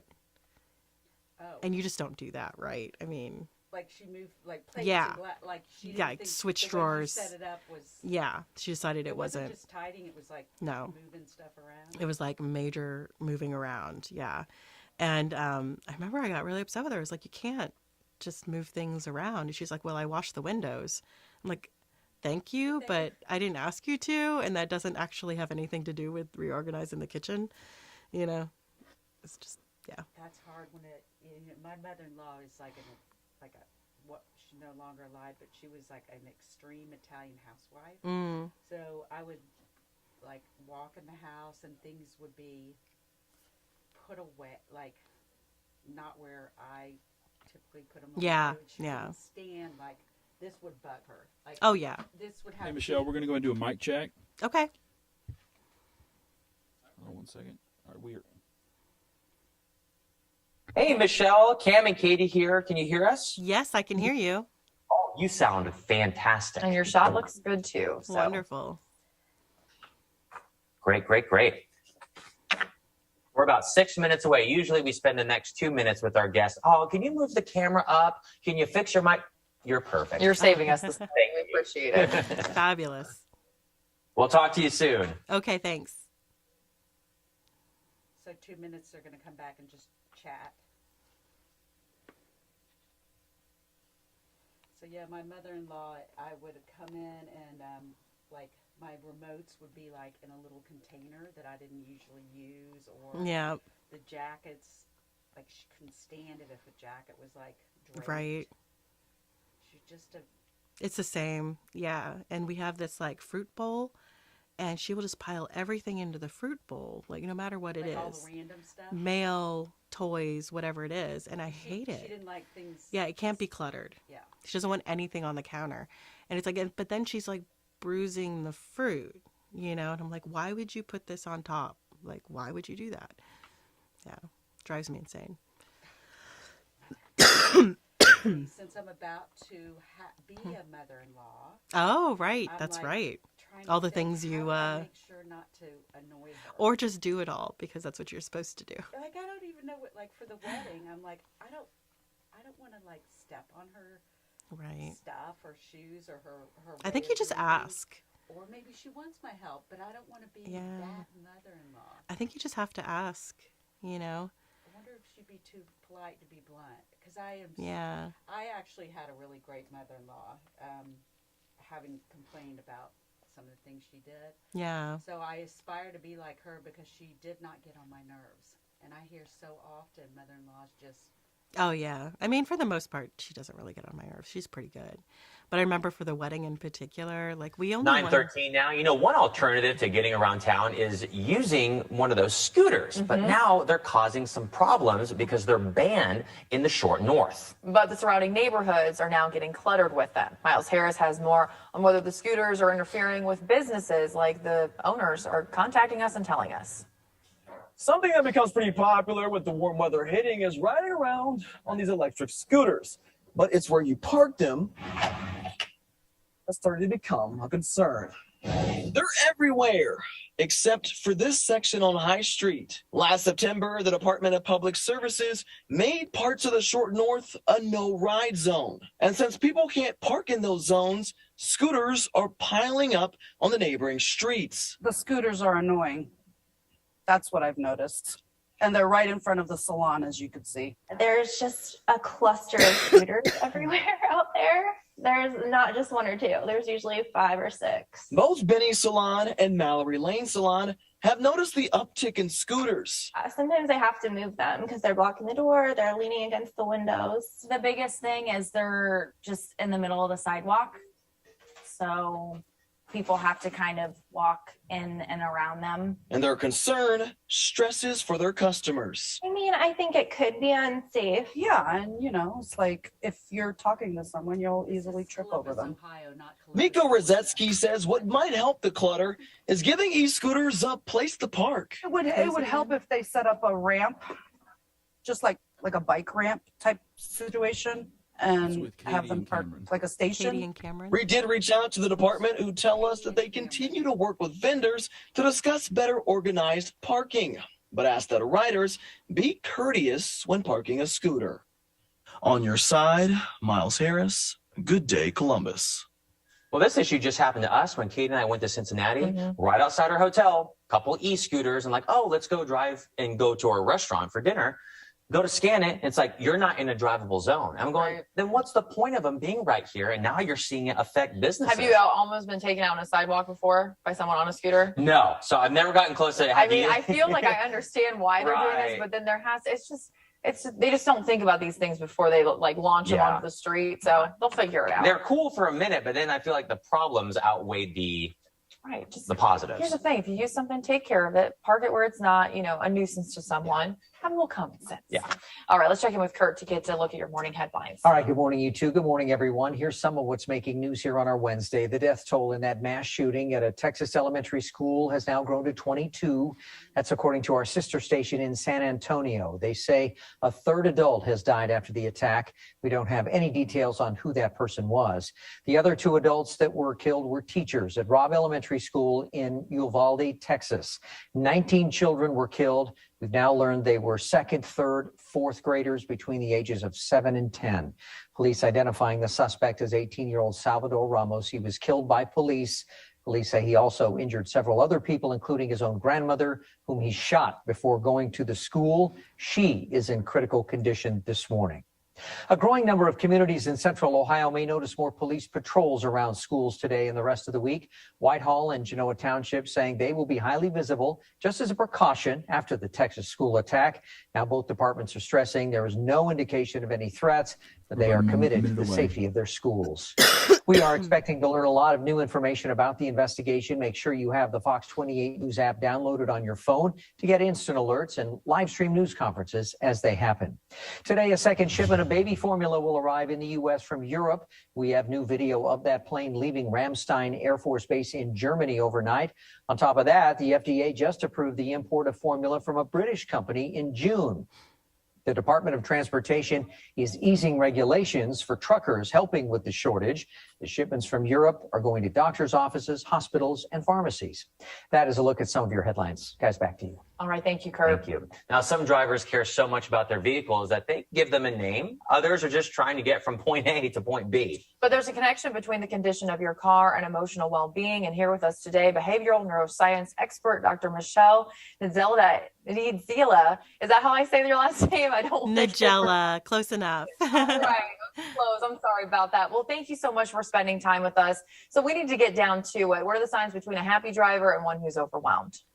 Absolutely. The inside of your car is a place that you spend a lot of time, and it is your inner sanctuary. And this was a really fun and interesting story using neuroscience and psychology to better understand how we interact with and react to different sort of situations with our cars. And this is fascinating because you're saying, is there a connection between negative feelings about our own vehicles and avoiding repairs or even cleaning our car? Absolutely. It's really interesting that it really has a lot to do with how in control that we feel. So there are situations where we feel like we don't have control. So for example, if we're in traffic or, if you have that indicator light come on that says something's wrong with your car and you're just not sure what to do about it. Whereas there are situations where you have more control over it. So if you have a cluttered car or a dirty car, that's something that you can handle, that you can do something about. And that's really interesting how we react to that differently. Things that are inside inside of our car actually have a greater negative impact than things that are outside of our car. And then things that we have control over, we actually have a little less of a stressful situation because we know that we can do something about it. Michelle, I want to ask, have you seen any differences with all of this because now gas is so expensive and people are worried about, finances and having to drive certain distances? We didn't study that within this particular study, but that's a really interesting question because it kind of gets, again, to that control feeling. So whether or not you feel in control over, gas prices. In this study, we looked particularly at things, you can control and can't control. Traffic, again, that's something that you can't control and you feel a lot of stress about. But there are things that you can do preventative care about, and you can kind of think of that as a bit of self-care to relieve that stress in your life in any way that you can for your own mental well-being. So doing something simple like decluttering or doing preventative maintenance on your car could go a long way toward your mental well-being. I definitely know having a clean car It's a good feeling. like, it's a great feeling, especially as much time we spend in our vehicles. Exactly. Now, here's a question. What if a person doesn't have a vehicle? Are there those same kind of mental issues or triggers that are affecting them as well? We were really focusing on people within their own cars, but there is a feeling of embarrassment when you invite someone into your car and it is cluttered. So there was something about that. And so, when you do think about, say, getting in an Uber or a taxi or something, somebody else's car, there is some sort of mental reaction that you could have there as well. And this is kind of a good way to, also discuss life in general. I feel like just focusing on the things you can control versus the things you can't control. Where can viewers learn more information and, read about this study further? Yeah, absolutely. If you're interested in neuroscience and interested in this study, please visit jiffylube.com where this study was sponsored to find out more information about it. Fantastic. Dr. Michelle, thank you so much for helping us stay clutter-free in our vehicles. Basically, clean your cars out, people. It's going to help you mentally. Thank you. I will say I am guilty of that. If you look at my backseat of my car right now, it is just closed. And a lot of that is because, I have. Okay, thanks so much. That's we're clear. We're going to go into a break real quick. I have on schedule to shoot generic. We're gonna just give a quick break. Because I'm sure you probably want one. So let's we'll come out there and unplug you so you can get out and okay. Yeah, my Apple Watch told me to stand up. Yes. Isn't it convenient? It's like having a mommy on your wrist. I know. You're not moving enough. Yeah. You've been sitting a while. All right, and you are free. Thank you. Can you hear them all right? The back and forth sounded natural and felt okay? I think so. Good, good. Wonderful. And here's the rest of your water bottle. You sound really great, by the way. Yeah. Oh, wonderful. And so and I'm so glad you got the more information, Jiffy Lube. Yeah, that Jim helps. Right here. Yeah. Hey, I was just about to call you.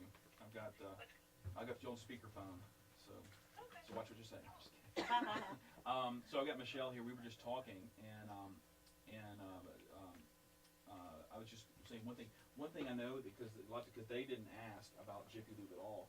Is a good way to plug that is to I was thinking about that during it. I was like, they have not said Jiffy Lube. They didn't say it, so one way, especially if they don't say it, is to say, thank you, I'm so glad to be here, on behalf of Jiffy Lube to get that in. That's right. Yeah.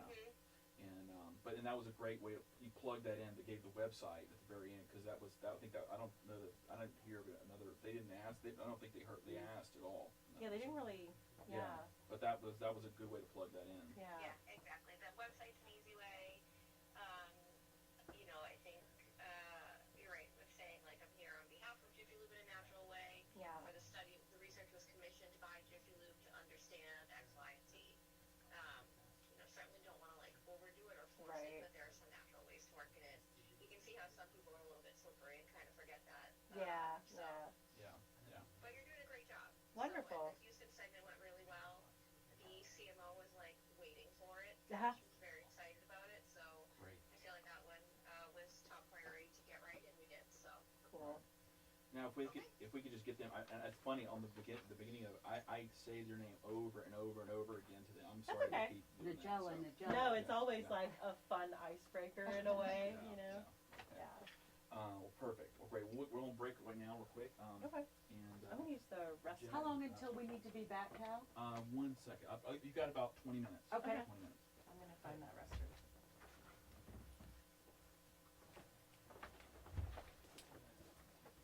How are your ears, Nancy? They're Perfect. right? Okay. Perfect. All right, wonderful. That's what I Well, like you know, to my hear. name is Nancy Blair. You know why? Why is Because that? I'm from Tennessee. From Tennessee? And that's what they do there. I'm like Mary Jane. So since we're friends now, call me Nancy Blair. Nancy Blair, you got it. I like it. Nancy Blair. I know. It's such a pain my whole life because Blair sounds like a last name. No, I like it. Well, It's a hyphen, right? it is. Nancy Blair. They do that in Tennessee a lot.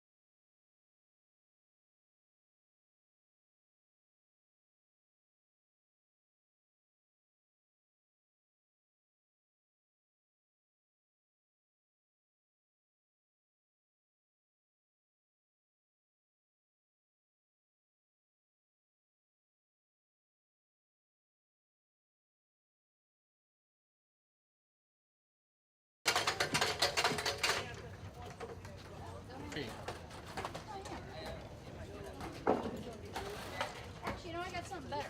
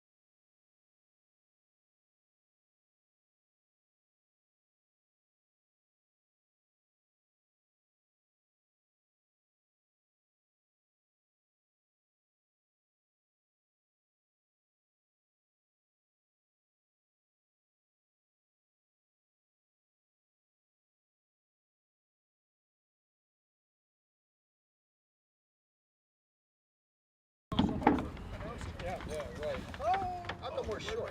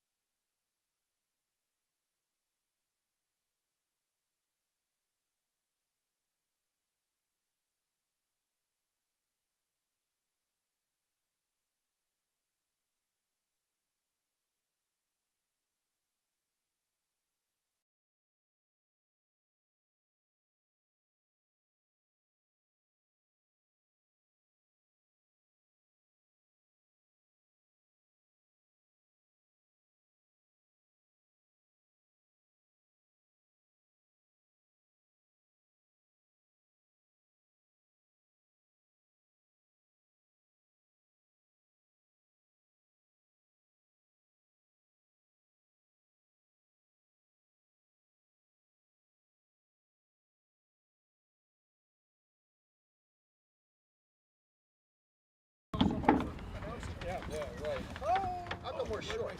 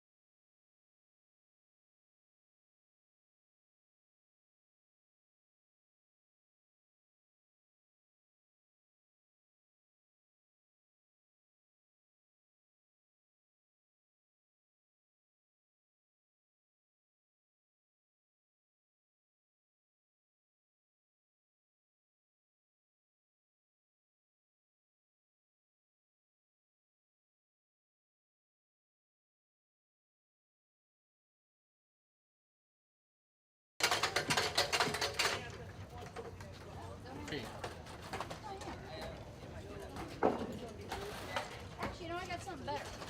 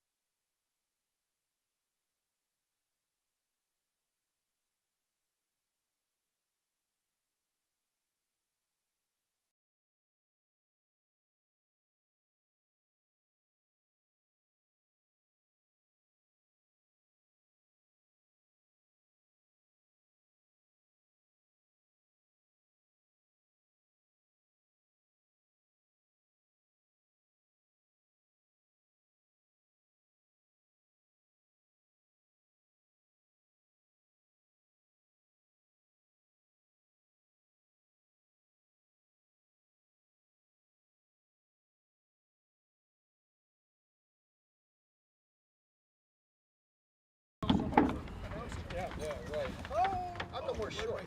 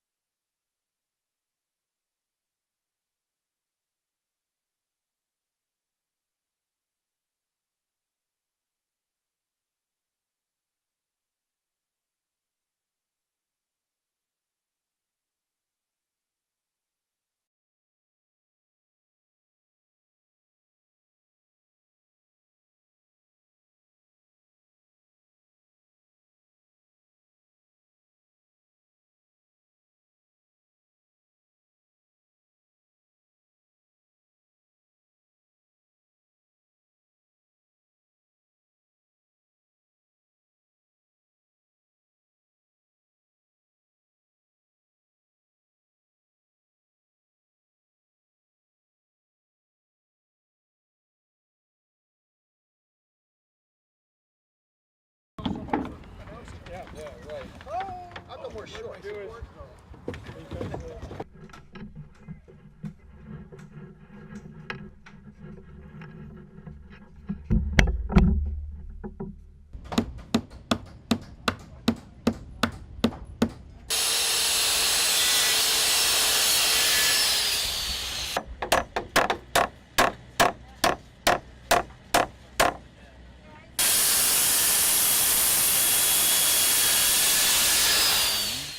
And how long are you going to need with her? About 3 to 5. 3 to 5 minutes. Okay, great. And when do you think this will air? Possibly may air tomorrow. Friday at 11 p.m. Friday. Okay, great. Well, we'll get the video to you as soon as possible. Okay, great. Hold on, stand by 1 second. Let me let her know, and then next voice you hear will be hers. Okay. Okay. Hey, Michelle. Hey, you're going to be speaking with Everett for about 5 minutes, and this is it's a TV interview out of Raleigh. Okay. And say hello. Hello. Hey, Dr. Nigella, thank you so much for doing the show. Thank you.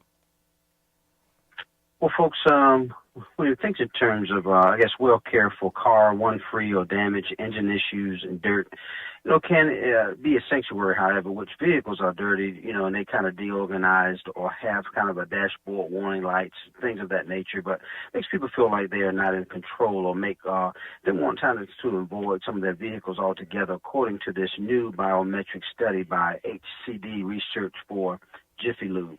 But join us today with insights for this study about the connection between the condition of our car and our emotional well-being and behavior.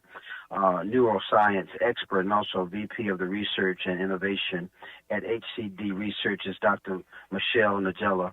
Thank you so much again for joining us, Doctor. How much does this condition of our car affect our emotional well-being as car owners?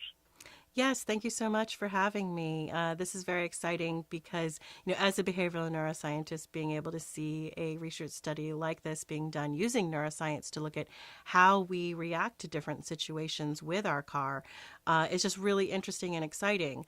We did find some really interesting things here about how different situations with our cars can negatively affect our mental well-being, our stress levels, and how in control we feel. So in this study using EEG, we were able to see that people had more negative feelings for when things went wrong sort of inside their car, that sanctuary of their car where you're sitting in your most intimate space, as opposed to things that were outside the car, like, heavy traffic or, maybe a flat tire. So things that were inside of that space were much more impactful on our mental well-being. Even further, and perhaps more interesting, is that, things that we can control versus things we can't control. There was a bit of a difference there as well. So being able to see the difference between seeing a, dashboard indicator light coming on, showing that something is wrong with our car that we can't really control, versus, a cluttered car, which is something that we can do something about. So, thinking about agency and, being in control, being able to do something, some preventative care that's going to make your life easier and less stressful is really useful information. Now, Dr. Nigella, talk about, is there a connection between negative feelings about our car and avoiding repairing or cleaning our car? Mm-hmm. Well, that's it exactly, that, there are things that you can control, and it can, help avoid that, that avoidance that you feel with that inner sanctuary, that, self-care can go really a long way in preventing those stressful feelings. So being able to do something simple, such as, just, regular maintenance, or even just decluttering your car and having a little bit of a clean car, before we go into like a holiday weekend, for example, that can make your overall experience in your day a lot better. Now, Dr. Nigella, talk about, though, are there any additional insights from the study? Sure. I think that it's really interesting, for example, when we have no control over a situation, like with, heavy traffic, we do sort of give up. But, when you do have that more control, that is something you can be proactive about. And I think that that's just a really important piece of information that we can use, moving forward to make our lives a lot less stressful. And then lastly, Doctor, talk about what the findings of this study mean for our emotional health and well-being?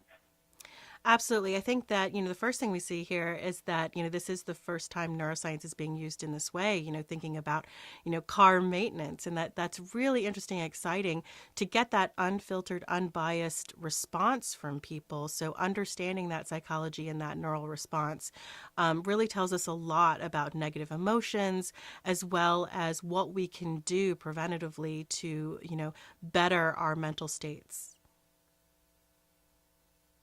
And then where do we go for further information? Because this was great. Yeah, absolutely. Take a look at jiffylube.com to find out more information about this study. Again, I want to appreciate Dr. Michelle Nazella has been with us. Again, thank you so much for doing the show today. Much information that was needed. Thank you so much. I enjoyed it. You're welcome. Bye-bye.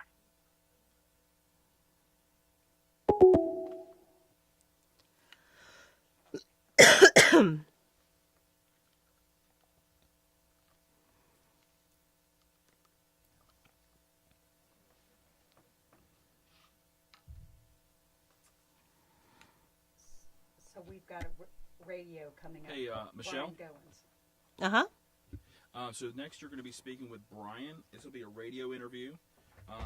And it's out of kind of the DC metro area. And he's going to want to speak to you for about 5 to 7 minutes, okay? Thank you so much. Sorry, what was that, Cal? Oh, I'm sorry. Yeah, I was going to say that you're going to be speaking with Brian. It's going to be a radio interview for 5 to 7 minutes, and it's out of the DC metro area. Okay. Washington, D.C. area. Okay. Brian, for 5 to 7 minutes. Yeah, go ahead and call him. Yeah, just try him now.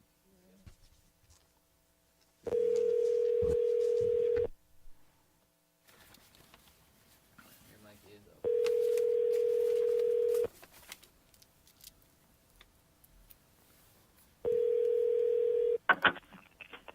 Good morning, WCBC. Hi, yes. I have Dr. Michelle Nagella. He's speaking with Brian for an interview. Okay, one moment, please. But we are a 16-bed assisted living facility, and we are here to help you with the next step from senior living or independent living to just that little extra need of care. That's why we call it a. Good morning, WCBC. Hey, Brian, I have Dr. Michelle Nagella on the line. I'll hang up and let you guys Okay, answer. we're good to go. Okay, go ahead. Hello, doctor. hello. Hi, how are you, ma'am? Thank I'm you doing for well. joining us today. Thanks for having me. What we're going to do is about a 5 to 7 minute taped interview. I apologize for the brevity, but it's a kind of a busy time of year, so we'll try to get in as much info as we can in that time. Sure. I already have the introductions pre-recorded, so when I do our countdown here, we'll just get right into the interview. And to avoid me from screwing up, I'm just going to call you Dr. Michelle. Okay. The last name is Nagella. Nagella. Okay, well, see, I'll go with Dr. Michelle. Okay. So, but I already have that. I'll have that correctly identified when I pre-record my intro that we run. All right, if you're good to go, ma'am. In 3, 2, 1. Well, Dr. Michelle, as I'm going to call you because your last name is giving me some difficulties, but it's an interesting topic and about a connection, mental health connection and otherwise between an individual and their car. Let me start out by just asking how much does the condition of one's car affect the emotional well-being of the car owners? It's usually not something you put together or connect in any way, but apparently it is an issue. Yeah, absolutely. This is a very interesting and novel bit of research that we did using neuroscience and psychology to better understand that connection that people have with their cars, particularly around different types of situations that they might have with their car. So in this study, we used EEG as well as some psychological measures to find out how people reacted in these different situations. For example, if they were experiencing like heavy traffic or maybe a flat tire or indicators on their dashboard that something's wrong with their car, or maybe just a messy car. And we had some interesting findings about how people emotionally respond to different situations like that. And so you're saying there is a connection between negative feelings about cars and avoiding repair or cleaning cars. Right. So what was interesting is that situations that happen inside the car were actually a lot more able to like evoke negative emotional experiences than things that happened outside of the car. So that inner sanctuary of the car where we spend, most of our intimate time when we're with our car is that inner space. And that had a much larger impact on our mental well-being than things that happen outside the car. And that's particularly interesting when you think about how much time we spend in our cars and really, again, that sanctuary, that, personal space within the car. Another piece that was really interesting about that is things that we can control versus things that we can't control, things that we have agency over. So when you had mentioned about avoiding maintenance or something like that, that when we actually feel that we have more control over our situation, we are less stressed. So with something like a dirty car, that's something that you can do something about. You can declutter your car. When it's something that you can't control, like heavy traffic, you do tend to give up a little bit. And so there is something that you can do to really relieve that stress and, have an overall more positive effect on your emotional well-being by doing preventative care, doing things, maintenance on your car that's going to really, prevent those indicators coming on, or, doing something as simple as straightening and cleaning up that inner sanctuary of your car. And finally, what do the findings of the study mean for our emotional health and well-being?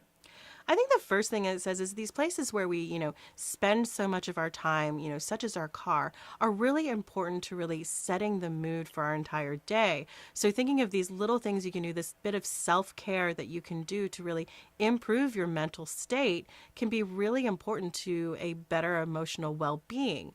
Little things like being able to do that preventative maintenance, or perhaps being able to, just clean the car a little bit can really go a long way.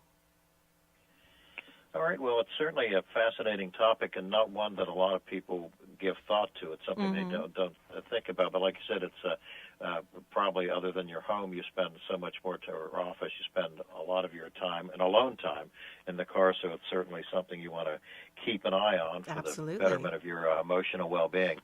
Doctor, I want to thank you for taking time out of your schedule to join us today. We appreciate it. Thank you so much. And if anybody's interested in more information, you can always find it at jiffylube.com. Yeah, I was just going to say, it's usually my final question. I wanted to ask if people want to see more research or more discussion on this, where they can go again. Yeah, absolutely. If you're interested in finding out more, please visit jiffylube.com, who sponsored the research. All right. That is easy enough. Thank you, ma'am. We appreciate your time. Have a great day. Thank you. You too. Okay. Bye-bye.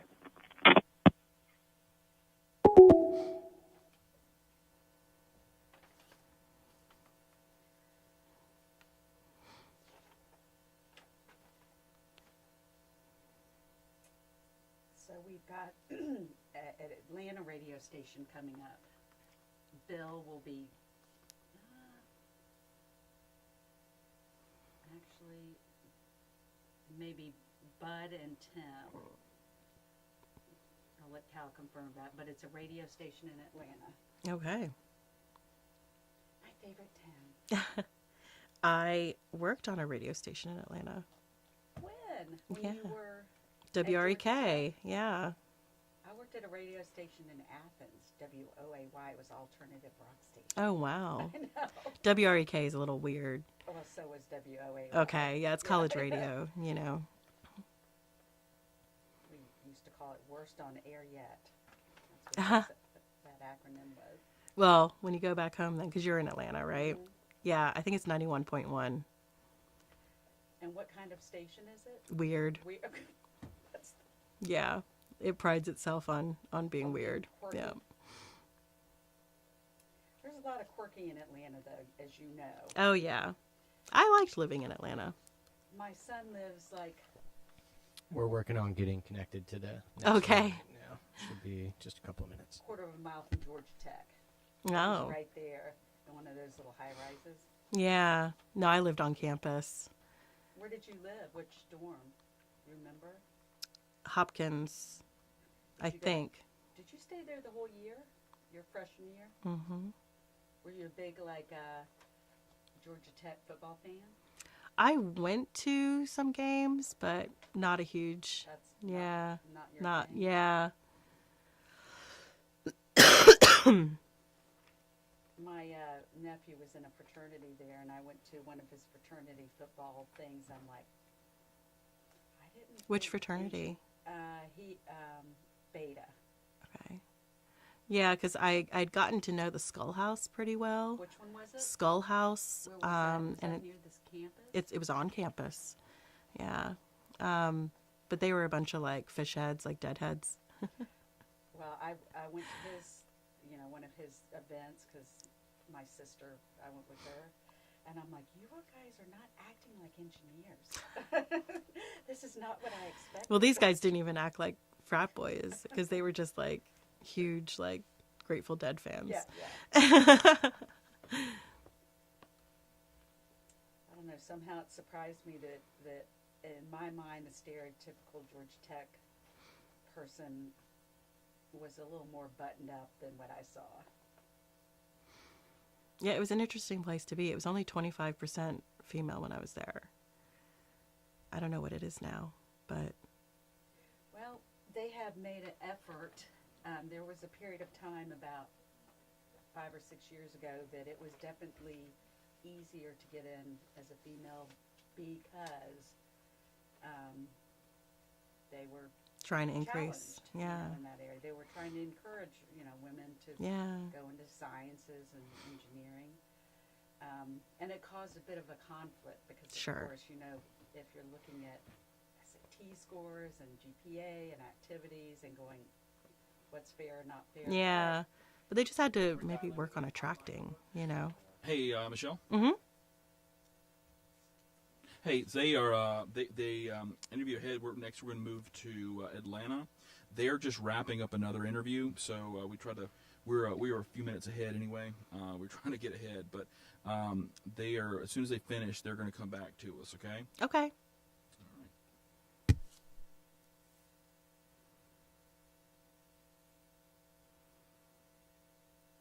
So if I go to Grayton Beach, I would see your house. Does your family rent their house out? Not yet. So it's actually in my name, and we are fixing it up. So we have a friend of the family renting it from us long term right now because he's having his house built. And so he's staying there and like helping to manage all the renovations. Yeah, because we live up here, Yeah. So you have to redo the bathrooms. I mean, everything was like original from '82. So, like, and even the stove. People's expectations down there have. And that's what we keep hearing from people. Like myself looking to like rent a place, I would want something family friendly, that like kids could stay in.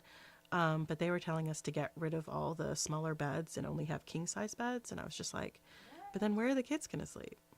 Well, the bunk rooms are the huge. Yeah, that's what I would have thought too. And they said no. Yeah, they were like, get rid of it all and put king size beds. And I was like, well, there is an issue with that because when you rent with a family or multiple families, who gets the smaller beds? Right. That is actually. But then there's like another problem, which there aren't really any smaller houses to rent anymore in the area. Like everything's gone like really big, like the Outer Banks. They're only like these gigantic houses. So ours is just a 3-bedroom, house, which is kind of unique at this point there.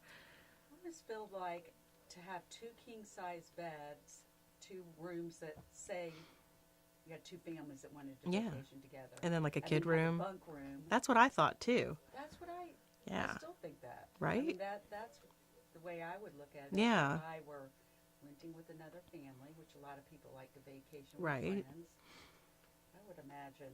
Yeah. And those bunk rooms are charming. Right? And you can put the drawers underneath the beds. That's what I would think too. So I don't know. A king size, that would limit a family vacation. I think so too. That was what was in my head.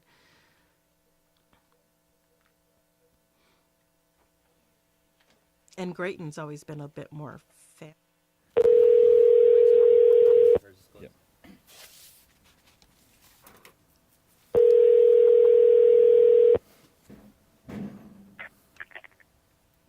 9 WDUN. Hi, yes, we're trying to reach Bud's Garage. We have an interview with him right now. Okay, hang on a second. Let me talk to Michelle. Hey, Michelle.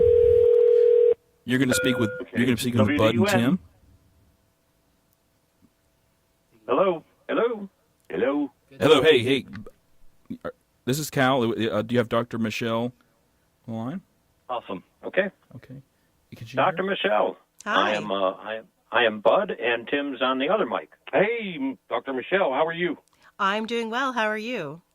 I'm good, and I'm so excited about this interview because I have said for years that if you keep your car clean, you step into the marketplace with confidence. All right. I need you to know he's got 14 trucks. Yeah, there you go. Yeah, all right. That's a whole other story. Here we go. Thank you for your time. Thank you. Welcome back to Bud's Garage, presented by the Slack Auto Parts. One more shot. Welcome back into Bud's Garage, presented by the Slack Auto Parts Company. 12 locations throughout Northeast Georgia. Find them all at slackautoparts.com. Well, Tim, yes, there is a new study out that uncovers a connection between a car owner's emotional well-being and the condition of their car. As if we didn't know. Well, yeah, but we've got an expert now on the phone with us, Dr. Michelle Nigella, and she is a behavioral neuroscience expert. We probably have enough material for her. Yeah, keep her busy for the years here. Right. And the VP of Research and Innovation, HCD Research, Dr. Michelle. Mm-hmm. Thanks for coming into Bud's Garage. Well, thanks so much for having me. I'm excited to talk about this study. Jiffy Lube sponsored this really interesting approach to looking at the neuroscience and psychology of people's reactions to their cars. Very good. That's awesome. Well, Tim is always, we always harp on it. We're still kind of sort of in spring here, even though it's 90 degrees. That springtime's a good time to hoe out the car and clean it. Tell us a little bit about people's habits with cleaning their cars and how it relates to their life in general. Yeah, so, this study was really interesting at taking this neuroscience and psychology approach to understanding that relationship that people have with their cars.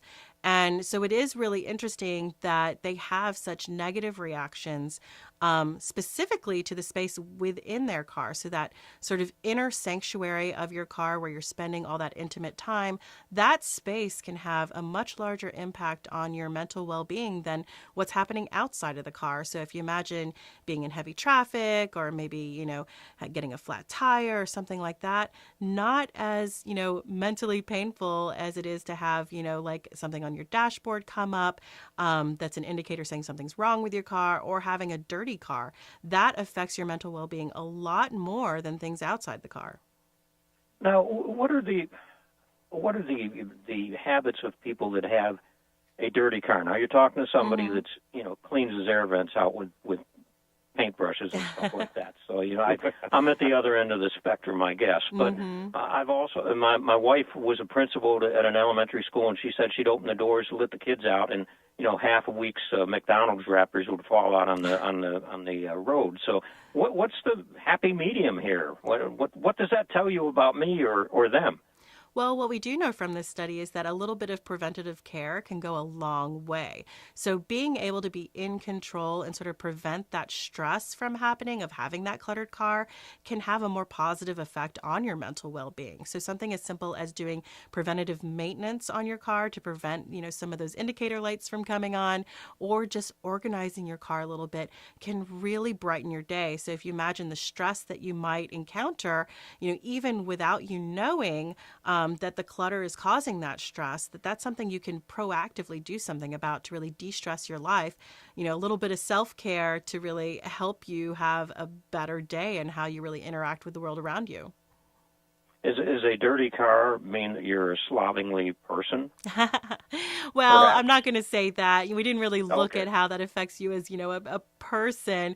But we do know that you can be more stressed for sure. So when you have a cluttered car, this can affect your stress levels, your levels of embarrassment, how in control you feel of your life. And you can imagine how that can sort of roll out into the rest of your interactions in your day. Well, and they say, the exterior vehicle damage, such as a cracked windshield, saw that the the stress scores were nearly 60 percentage points higher. Wow, that's something. Yeah, it's interesting. Things that really affect our sanctuary space have such a large effect on our stress levels, mental well-being, just how we feel in general, that these things can be really important, and these are things that we can take care of. What is your advice for people that don't take care of their cars and that it seems to, we're car guys, so we got the stuff to clean our cars up, and we go to the car wash and all that. Is it just people don't have the time, or they don't have the commitment, or they don't have the know-how? What is it? They may not realize the impact it's having not only on their car but on their mental well-being. So that's what's interesting about this approach, is that we're not asking people, by being able to measure neuroscientific reactions, we're getting unfiltered, unbiased results that they're not aware that they're providing to us. So these are things that the participants were not aware of how negatively these things were affecting them. So that's perhaps what's most interesting, is that these are little things that you can do to really improve your mental well-being and de-stress your life, that it has impact on not just your car, but also yourself. You can spend easily, here around Atlanta, 4 hours a day in your car. Oh, most definitely. Oh yeah.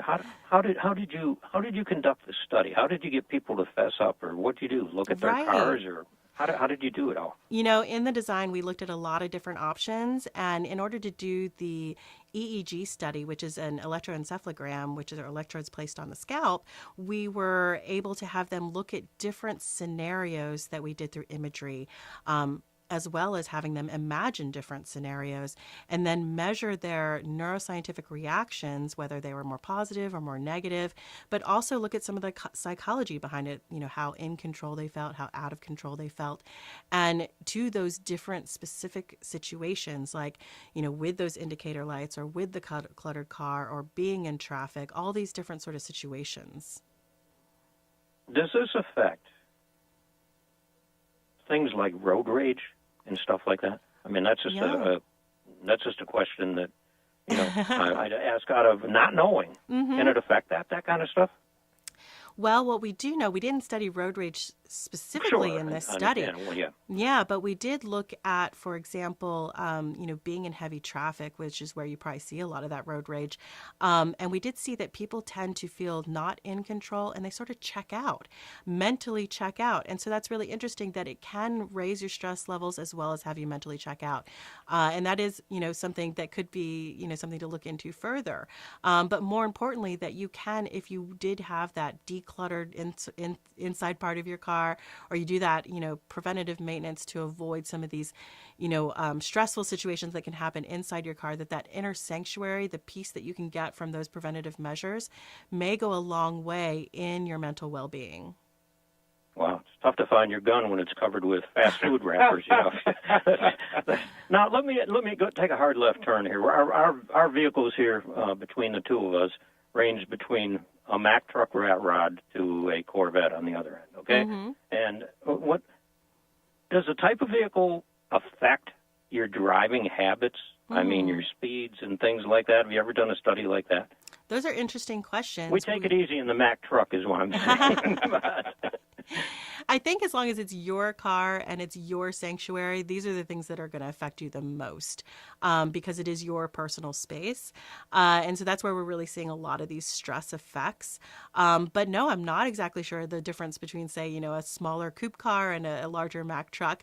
But I would imagine it would be similar in the stress levels, that it is your personal space, your sanctuary, that's being affected and being sort of intruded upon by these stressors.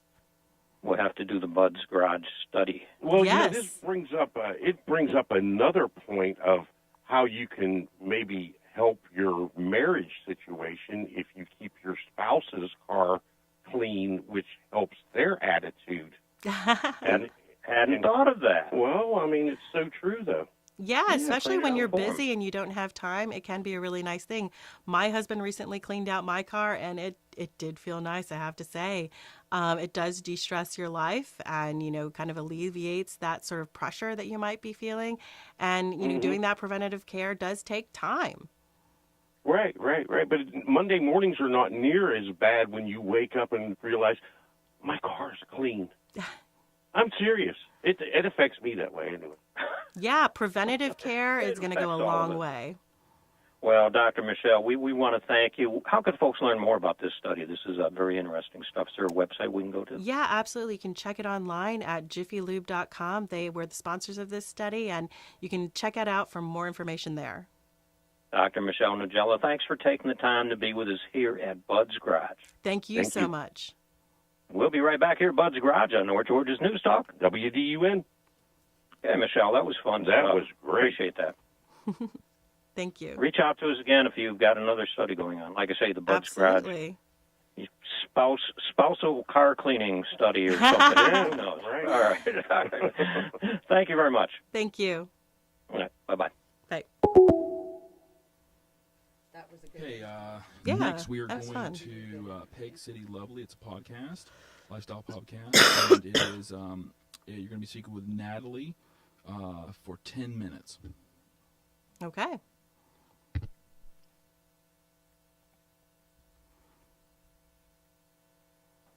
Nancy Blair, can you hear me? Yes. Hey, can you move? I think her straw is in the picture. Okay. Yeah. Is it? Is You it, got it. Is it out of the Thank shot you. now? We're good.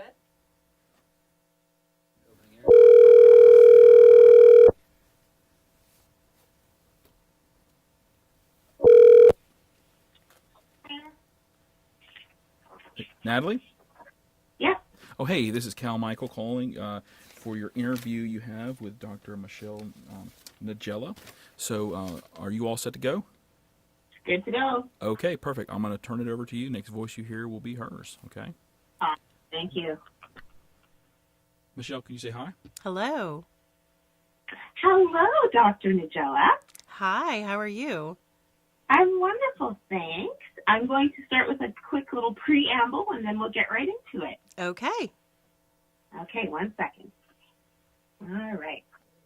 Good morning, beautiful people, and welcome to Peg City Chat with Nat, where I talk about all the things with influential people across the globe. And today's topic is an interesting one, which I am really excited to get into. Why a messy car makes you unhappy. Now, just hold on. Listen to me here. The emotional impact of the car we drive can be surprisingly strong, according to a new biometric study put on by HCD Research for Jiffy Lube. And so, I don't know about you. I have kids. I have grandkids. My car can be what one would call a hot mess on many days. But I definitely agree that my messy car or dirty vehicle brings up some negative emotions. And so today, joining me to talk about the study and that connection between the condition of our car and our emotional well-being is the one and only behavioral neuroscience expert and VP of Research and Innovation at HCD Research, Dr. Michelle Nigella. Welcome, Dr. Nigella. Thank you so much for having me. This is exciting. It is exciting, and I'm literally blown away by this study.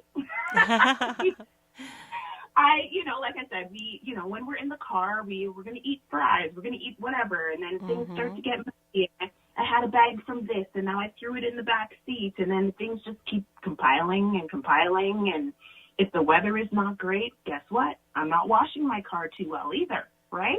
Absolutely. So how much does this condition of the car really affect our emotional well-being as car owners? Absolutely. This is, the first of its kind of study using neuroscience and psychology to understand our mental reactions to different situations with our cars. And so we found some really interesting things. Being able to use neuroscience means that you are getting sort of an unbiased, unfiltered look at people's reactions and their mental well-being. So we were able to look at the reactions to things such as traffic, dirty cars, flat tires, indicator lights on your dashboard, all these sort of situations that we encounter with our cars. And they were kind of divided up onto things that were like inside the car or outside the car, things that we knew we could do something about and things that maybe we can't do something about. And we saw some differences that were really telling about how we can, sort of do some self-care, preventative measures to really better our lives and de-stress our lives. So this is okay. Now we're getting into the meat of things. Yes, yes. So, really interestingly, what we found is that things that happen, situations that kind of affect that inside of the car, which you can call your sort of inner sanctuary, your personal space of your car, where you're spending all your time, right? That has the biggest impact on our mental well-being. So when we experience negative situations inside of our car, that had the biggest negative effect on, things like increasing stress or, increasing, our just bad feelings that we were seeing in EEG. So being able to see those things really told us that things that happen in that personal space are much more impactful on our mental well-being. Well, and they translate to things outside of the vehicle, right? Right. So when things were outside of the vehicle, they can also impact you negatively, but just not as much as things that are sort of inside that, sanctuary space. Wow.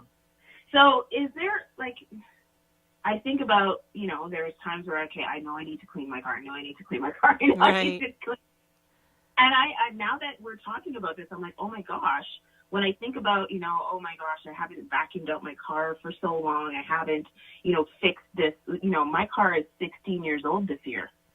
Mm-hmm. And it's, just you talk about dashboard lights and those types of things, they're starting to go. Right. And I still haven't done anything about it. And I think to myself, wow, there is a connection between those kind of negative feelings. Like, what else am I not doing in my life? Never mind my beautiful car that I've owned for 16 years, right? Yeah. And that's what's also interesting about the study is that we found that there is an element, to this equation about things that you can control.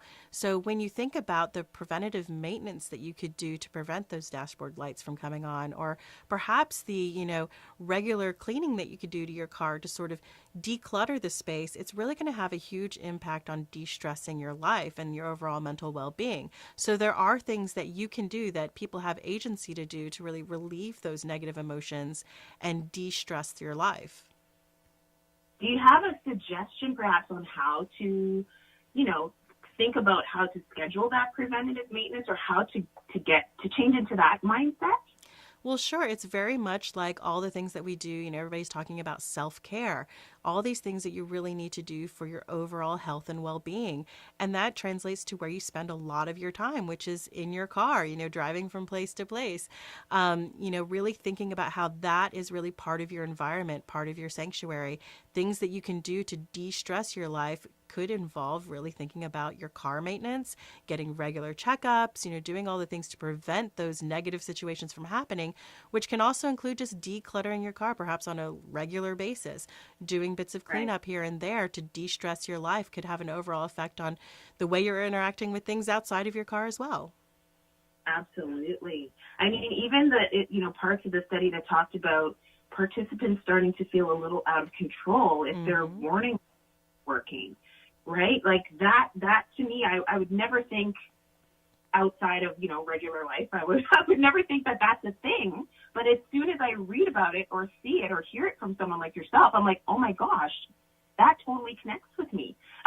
Yeah, absolutely. And while it might seem that, an indicator on your dashboard could be something that you have no idea how to fix, but perhaps that preventative maintenance that you can do is some bit that you can control, right? So you do have some agency to really take control and de-stress your life preventatively. Right. And so are there any additional insights from the study perhaps that I'm not aware of, like things like that talked about what happened maybe after, the participants imagined themselves in a clean vehicle? Mm-hmm. Well, some of the self-report that people gave when it came to, having that cluttered, dirty car, went beyond just feeling stressed, but also feeling embarrassed. And so again, this just has a lot to do with your mental well-being and, how you feel about yourself and your self-confidence. So really taking that, to heart about that self-care and doing all these preventative things to make your life better. It's amazing how that term self-care has gone from, giving yourself a day at the spa to thinking about your car. Yeah, but that you spend a lot of time in your car, so it kind of makes sense too. It totally does. It's unbelievable. I'm just like, I love that we're talking about this and making this a connection because, like I said, self-care is always talked about as, more of a physical beauty or those kind of things. But there's so many things in our regular day-to-day lives, like driving in our cars often and frequently, that can connect to self-care. And so this is just, I'm so glad we're talking about this today and bringing this up for folks to kind of think about. What do you think the findings of this study really mean for our emotional health and well-being? I think it really, lends to there are things that we can do when you think about your environment, whether it's your home or your car, just that you can take, action to de-stress your life. When it comes to something like your car, there are things that you can do. You can visit Jiffy Lube and get, preventative maintenance, but you can also declutter your car. You can clean it up a little bit here and there. And that might have a really big impact on how you feel day to day. That's so true. Absolutely true. Well, I just want to thank you for your time today because I'm sure you're very, very busy. I've enjoyed this. Thank you. I just wanted to ask you really quickly, is there any more info that I can share with the folks that are listening or even to my readers on where they can get a little more info about this study? Sure. If you want to see more details on exactly all the things that we did, check out the study on jiffylube.com. JiffyLube.com, folks. There it is. Wonderful. Well, thank you, Dr. Nigella. I really appreciate your time today. And thanks for bringing up a topic that many of us probably haven't thought about. Really appreciate your expertise. Thank you so much. Thank you. Awesome. Have a great day. You too. Bye. Bye.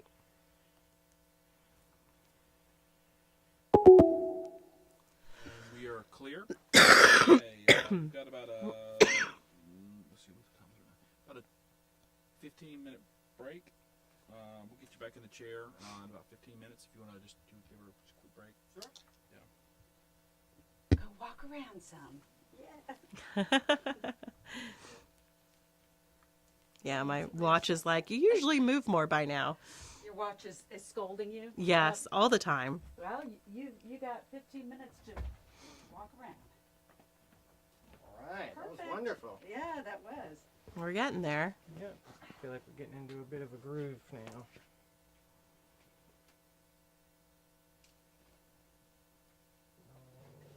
All right, you are free. Thank you.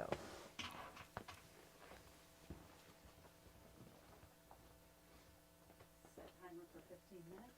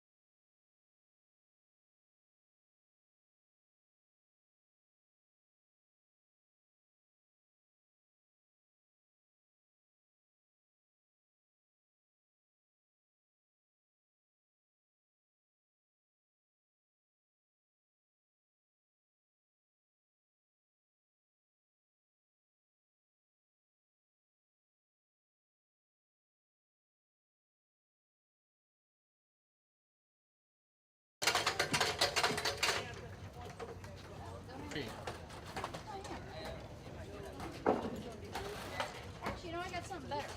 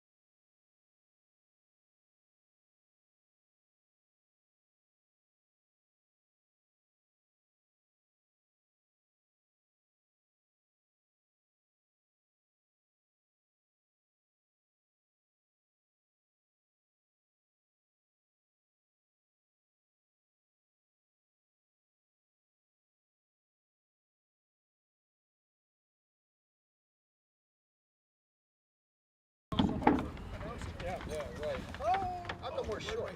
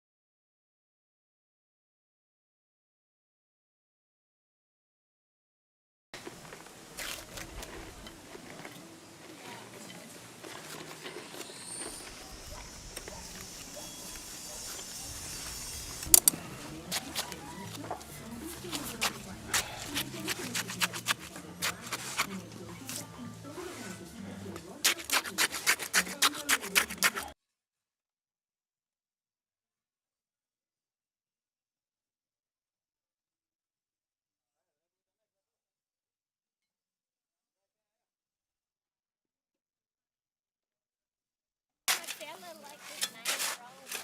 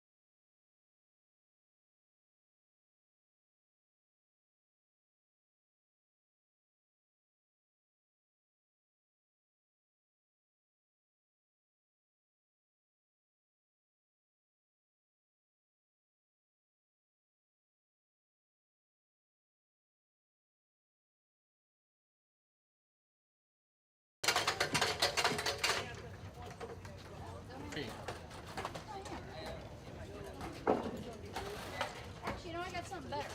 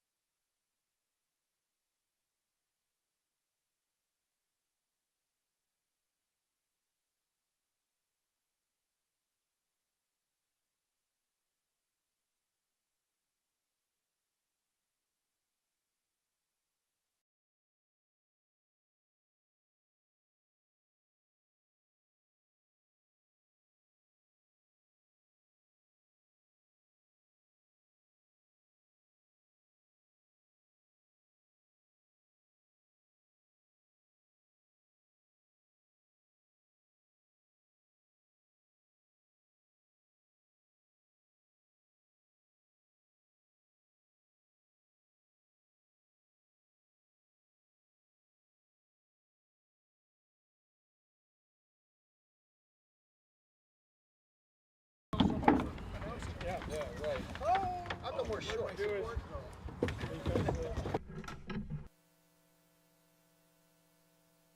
Opening your mic.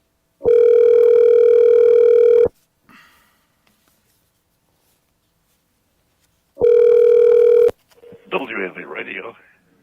Oh, hey, Bob. This is Cal Michael calling with your interview with Dr. Michelle Nagella. Okay, how does she pronounce her last name? It's Nagella. Nagella. Yes. Okay. Yeah, we've got 10:55. We'll be going right at 11. Okay. Great. We'll just hang out here. Can I just put you on hold? Awesome. Thank you.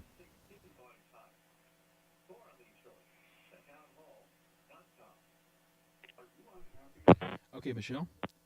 You're going to be speaking with Bob for about 8 minutes. This is in Roanoke, and we're probably about 4 minutes away.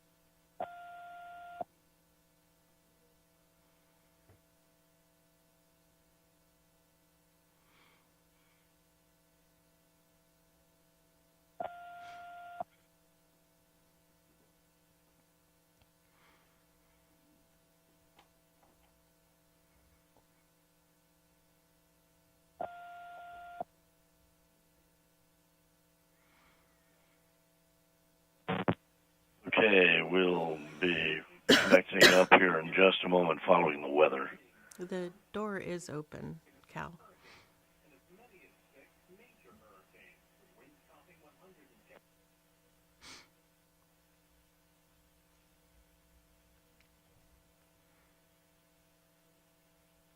Cool, climate change, an active monsoon season in West Africa, and long-term patterns. Each of the last 6 Atlantic hurricane seasons have been above normal, which is a record. I'm Ben Thomas. 19 people have been indicted in a complex money laundering scheme to move millions of dollars in drug proceeds from Colombian cartels through American banks. Once again on Wall Street this hour, the Dow is up 56 points. More on these stories at townhall.com. And WAMV News and Weather. The weather brought to you by Amherst Lawn and Garden. Reminds you that Memorial Day is this weekend. We stay cloudy, slight chance of afternoon showers, mid-60s, 30% chance of evening showers tonight, upper 50s. Then chance of showers, possibly a late afternoon thunderstorm, mid-70s tomorrow. Chance of showers and thunderstorms tomorrow night. Friday showers, possibly an afternoon thunderstorm, mid-70s. Think O'Reilly Auto Parts for all your car care needs. Get guaranteed low prices and excellent customer service from the professional parts people at O'Reilly Auto Parts. I'm Chief Meteorologist John Weatherby on the Virginia News Network. Spring is here, and Amherst Lawn and Garden Equipment is your spring garden spot. And just in is the all-new stock of push mowers, lawn mowers, including zero turns and trimmers. And Amherst Lawn and Garden also has all types of tillers and garden tools for easy cultivation and planting. With a group, get 0% financing for up to 48 months. See store for details. And Amherst Lawn and Garden Equipment will skillfully repair and tune up your lawn equipment no matter what the make. Plus, they have parts for all your do-it-yourself repairs as well. Phone 946-7433 or stop by soon. 807 Main Street, Amherst, just south of the high school. Amherst Lawn and Garden is open Monday through Friday, 9 to 5, closed Saturday and Sunday. And remember, Memorial Day weekend begins this Saturday, so be sure to drive carefully and never text and drive. Friendly reminder from Amherst Lawn and Garden. Your spring garden spot. Stop by soon. Cloudy upper 50s tonight. Mostly cloudy, chance of showers, mid-70s for tomorrow. Chance of showers and thunderstorms Thursday night. Friday, showers, possibly a thunderstorm, gusty south winds, mid-70s. Saturday, chance of showers, then chance of showers and thunderstorms, high of 80.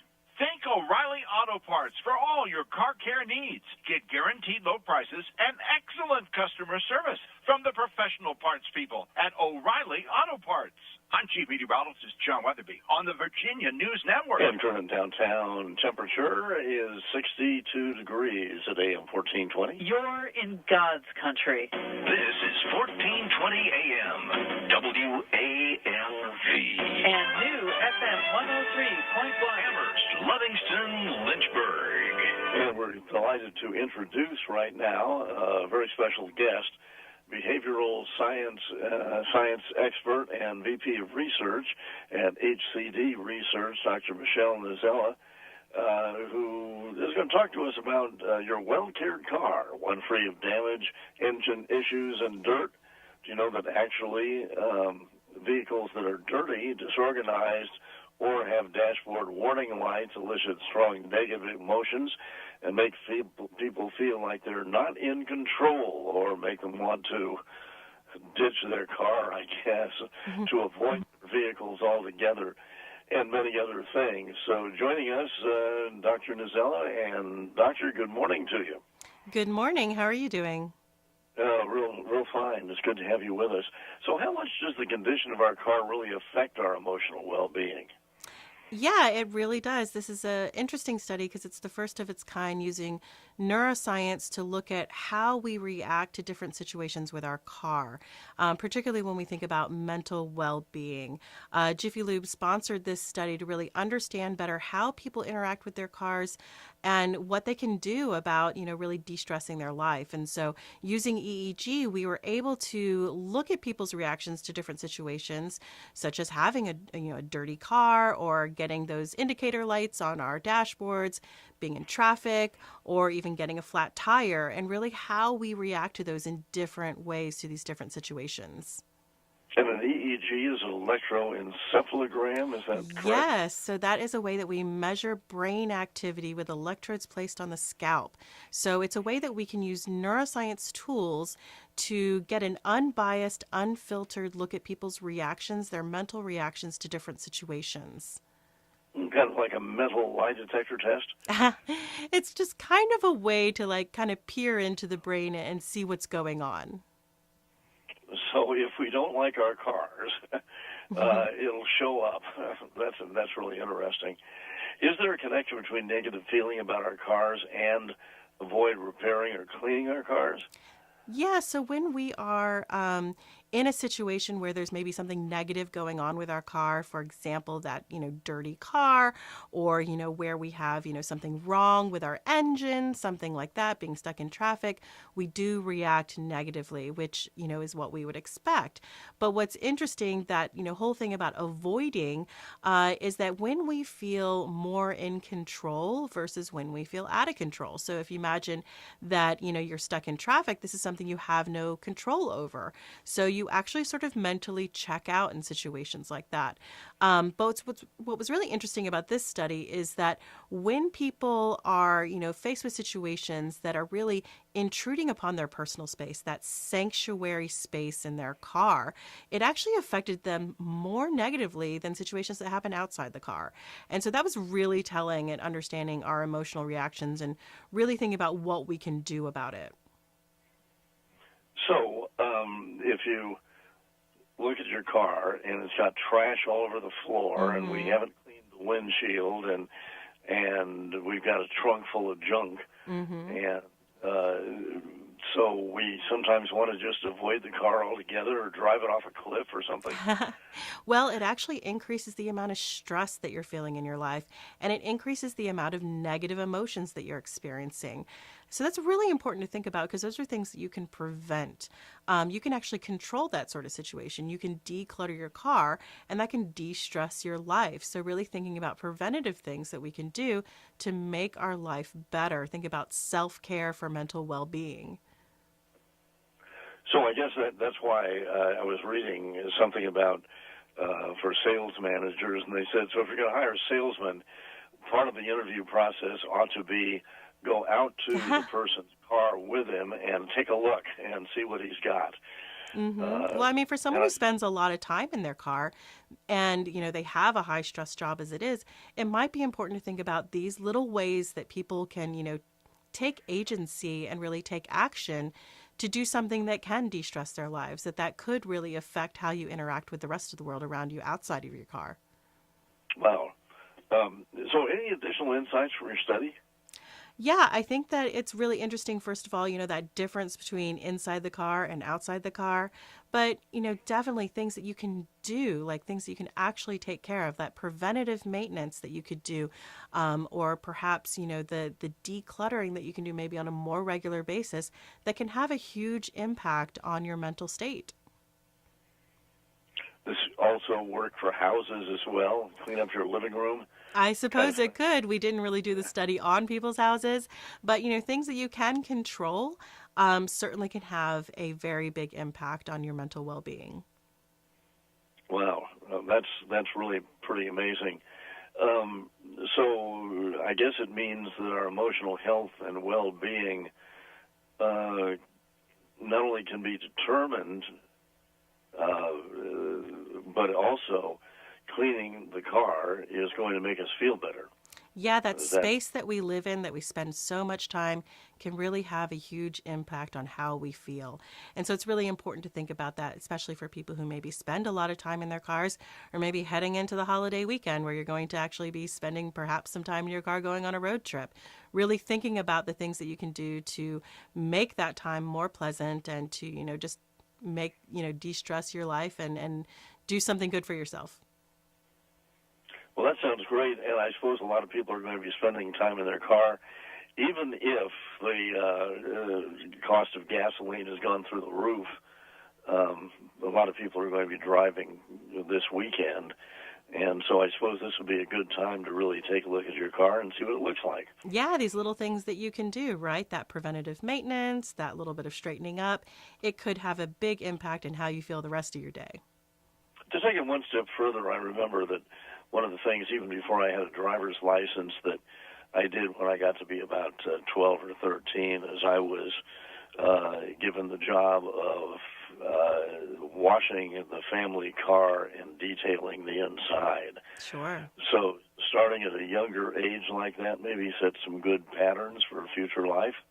Yeah, we call it, these days we call it self-care, doing all those things that you're supposed to be doing, preventative maintenance, whether it's on your car or on the rest of your life. So just all these little things that you can, in fact, do, that you have agency to do to, take care of yourself and your mental well-being. Can we find the complete study and any information elsewhere? Absolutely. If you're interested in this, it was sponsored by Jiffy Lube, so you can actually find the full study at jiffylube.com. Oh, really? Interesting. So part of taking care of your car is giving it an oil change. Absolutely. Preventative maintenance, preventing those indicator lights from coming on, it was a huge factor in negative emotion. We've got one right down the road in Madison Heights. I'll have to do that. Yeah. Yeah, wonderful. Well, Doctor, thank you. Dr. Nizela, thank you so much for being with us. And it's been thanks for having me. Yes, this is exciting. Well, have a really good weekend and enjoy your Memorial Day. You too. 10 minutes past 11 o'clock. You're listening to AM 1420 and FM 103.1. Boy, that's a good thought before you take your road trip this coming weekend. And be sure to do your car a favor and give it an oil change. That was pretty funny. I'm rubbing off on you. We sound great. Oh. Well, Jiffy Lube got a good hit right there.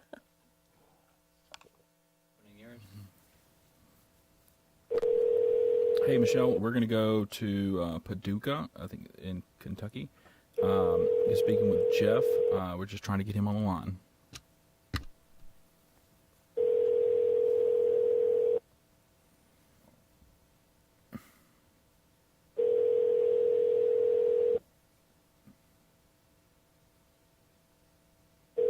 We got 4 numbers, and nobody's picking up over there.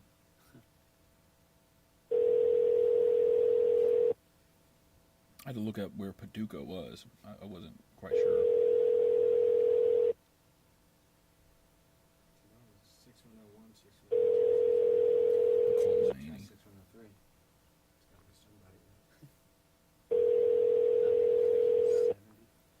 We could try the first backup number. Oh, you just start going down the line? Yeah, I mean, so you guys going to call the backup. Yeah, I'm calling the main. That's what I'm trying to do right now. 618-453-6101.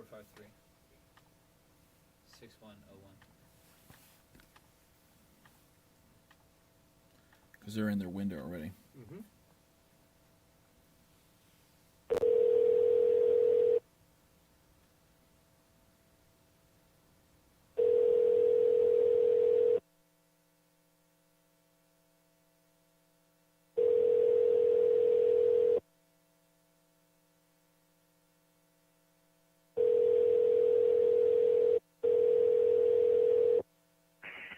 You have reached the WSIU radio newsroom at area code 618-453-6101. We're unable to take your call right now. Please leave a message at this.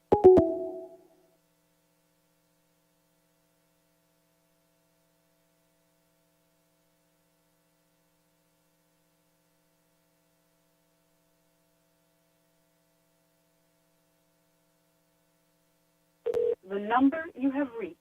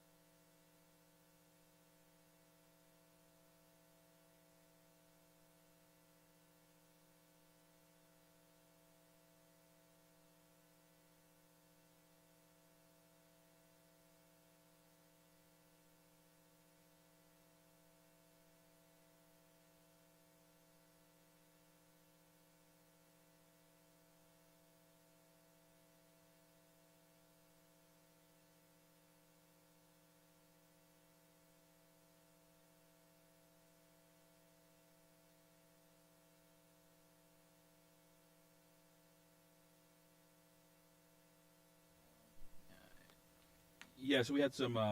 We're trying to. Paducah needs to move to a different time, so we're going to move on. We're going to go to Nashville, WJJM radio, and you'll be speaking with Taylor for 10 minutes. So just stand by while we get on the line.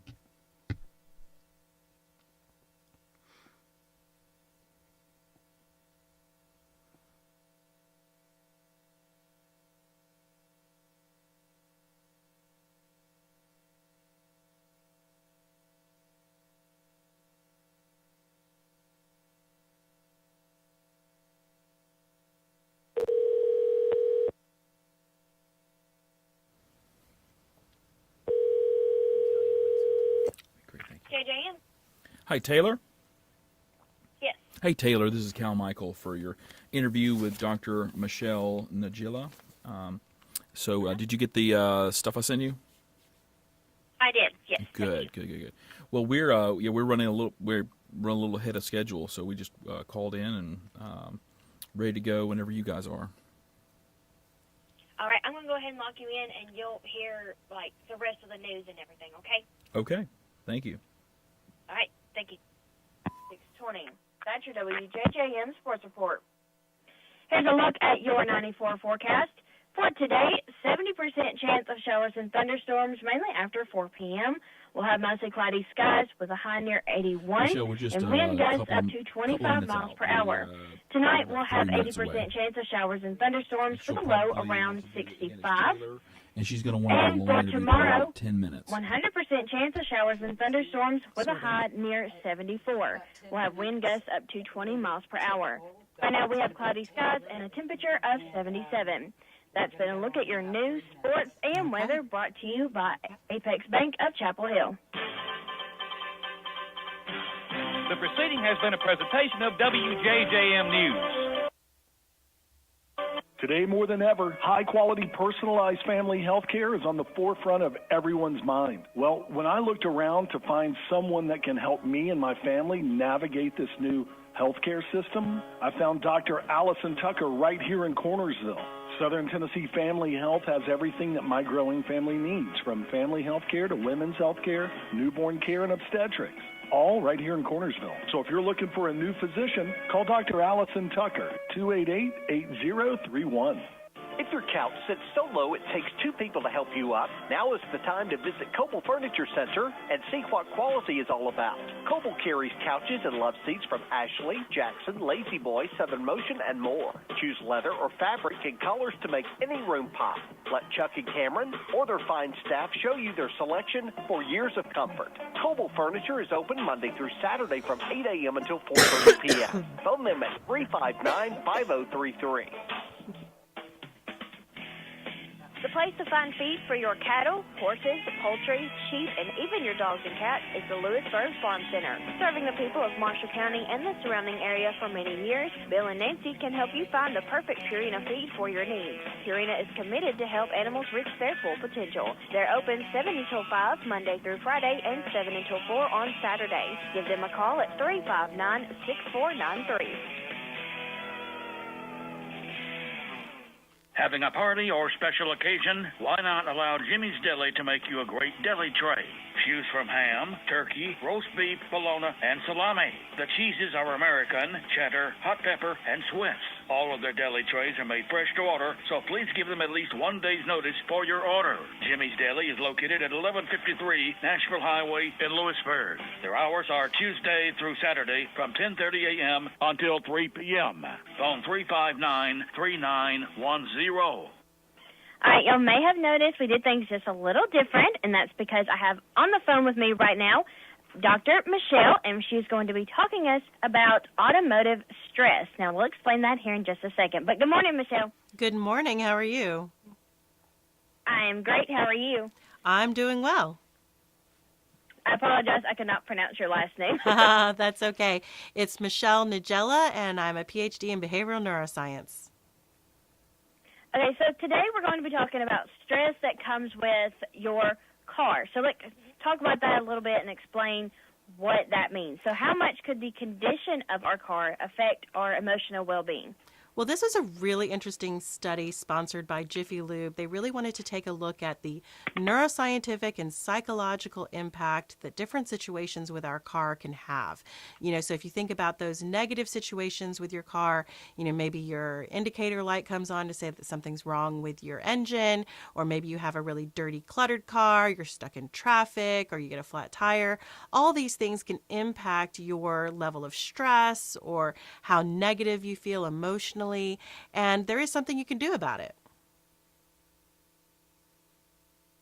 So what exactly could we do about it other than the obvious, you know, get it fixed or clean it or something like that? Sure. So the interesting thing about this study is by looking at the neuroscience, looking at the brain waves and how your brain reacts, we're able to see some really interesting differences. So first of all, you're much more impacted mentally by what happens inside your car than outside your car. So if you really think about that inner sanctuary of your car, that personal space where you spend all of your time with your car, that is going to affect your mental state the most. So really thinking about preventative care, for example, doing your preventative maintenance, really thinking about ways to prevent any of those indicator lights from coming on, but also other things that you can do more easily perhaps, which is like cleaning your car, really keeping it decluttered. All of that is going to de-stress your life in a very significant way. So it's kind of like thinking about the self-care that you can do to better your mental well-being. So is there a connection between the negative feelings about our car and then maybe avoid repairing or cleaning it? Sure. So just thinking about really agency. So thinking about things that you can do, things that you are in control of. We did see a difference between things that we are in control of and things we have no control over.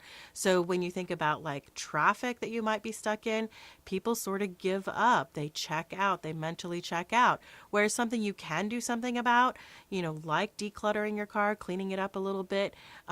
This is something you do to sort of avoid those, negative situations, that negative emotional response that you could be having, that preventative care that you could do, that regular maintenance that you should keep up on. All these things are really going to help you, mentally and your mental well-being in the long run. So are there any other insights that have been found from this study? Yeah, some other interesting things were that people sort of self-reported that, that they feel better and more confident when they have a clean car. And also just thinking about how, you might feel more embarrassed if your car is cluttered, where people might be seeing it. So these little things that you can do not only are going to de-stress your life, but are going to make you feel better in other ways too. These little things that you can do to, preventative maintenance, self-care can really have a larger impact on, how it impacts the rest of your day. You may be spending a lot of time in your car, and it is your personal space, but all these little things can add up and really affect your mental well-being all over. So I know mental health is a big topic talked about here recently, especially. So, and a lot of people don't really put together mental health and your car. Would you say? Absolutely. But, if you think about it, you spend a lot of time in your car. You might be commuting to work or just, taking the kids around. It is, a lot of your time that's spent there, but it's also a personal space. It can be a sanctuary dividing you from the outside world to, your own inner sanctum. And so there are things that you can do like within that sanctuary, within that personal space that can have a big impact on your emotional well-being. And that is something that you can actually be proactive about. So being able to do that maintenance, being able to do that little bit of cleaning can really have a huge impact on the rest of your life as well. Yeah, so just throwing away that empty McDonald's cup in the cup holder is a small start. So to wrap up the questions that I have, what do the findings of this study mean for our emotional health and well-being? Well, it's really interesting because these are the sort of things that people may not be able to tell you right out. And so by being able to do a neuroscience study, a psychological study, we're able to get that unbiased, unfiltered response. And so these are things that people may not even be aware of that are affecting them greatly in their emotional well-being. So I think that that's a big indicator of these small little things that you can do to de-stress your life and to have an overall larger impact on your, day-to-day stress. Right. So this has been a very interesting interview, I will say, because I never would have put together having a messy car with your mental health, but it definitely makes a lot of sense. So I want to thank you, Dr. Michelle, for joining me today and just giving us a little insight about this, and maybe it'll persuade people to start cleaning out their car. I know I need to clean out mine now that you say that. Yeah, and absolutely. If you're interested in this sort of stuff, please go check it out. You can see where it's sponsored by Jiffy Lube. So if you go to jiffylube.com, you can read the full study. All right. Well, thank you very much for joining me today. Thank you. All right. That has been Dr. Michelle talking about. Okay, we are clear. You are going to speak with Jason and Faven. This is a television interview in Las Vegas. Speak to them for about 3 minutes. Okay. Get that out now. Yeah, I know. Making you think about it. Remember to sparkle. Yeah, now I got a sparkle. Jazz hands. Unless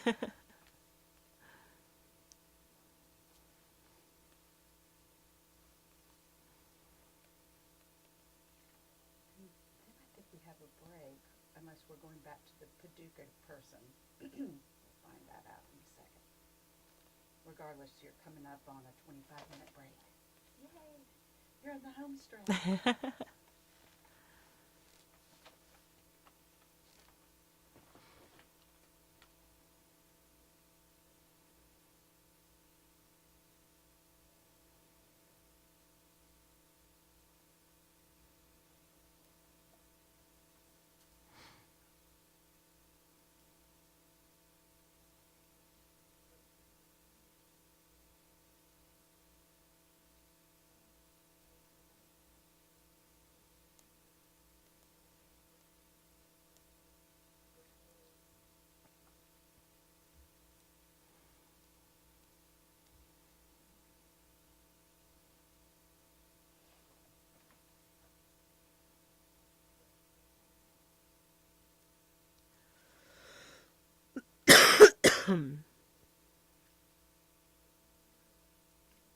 Interview was originally scheduled for 11:35. It's only 11:27. So unless we get them on early, you've got time to take another drink or kick. No.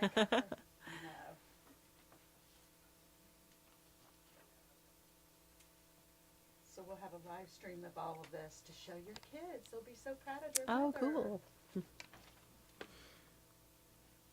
They always think it's so weird when I'm on the TV. Well, they always do. Yeah. Yeah. Why are you on the TV?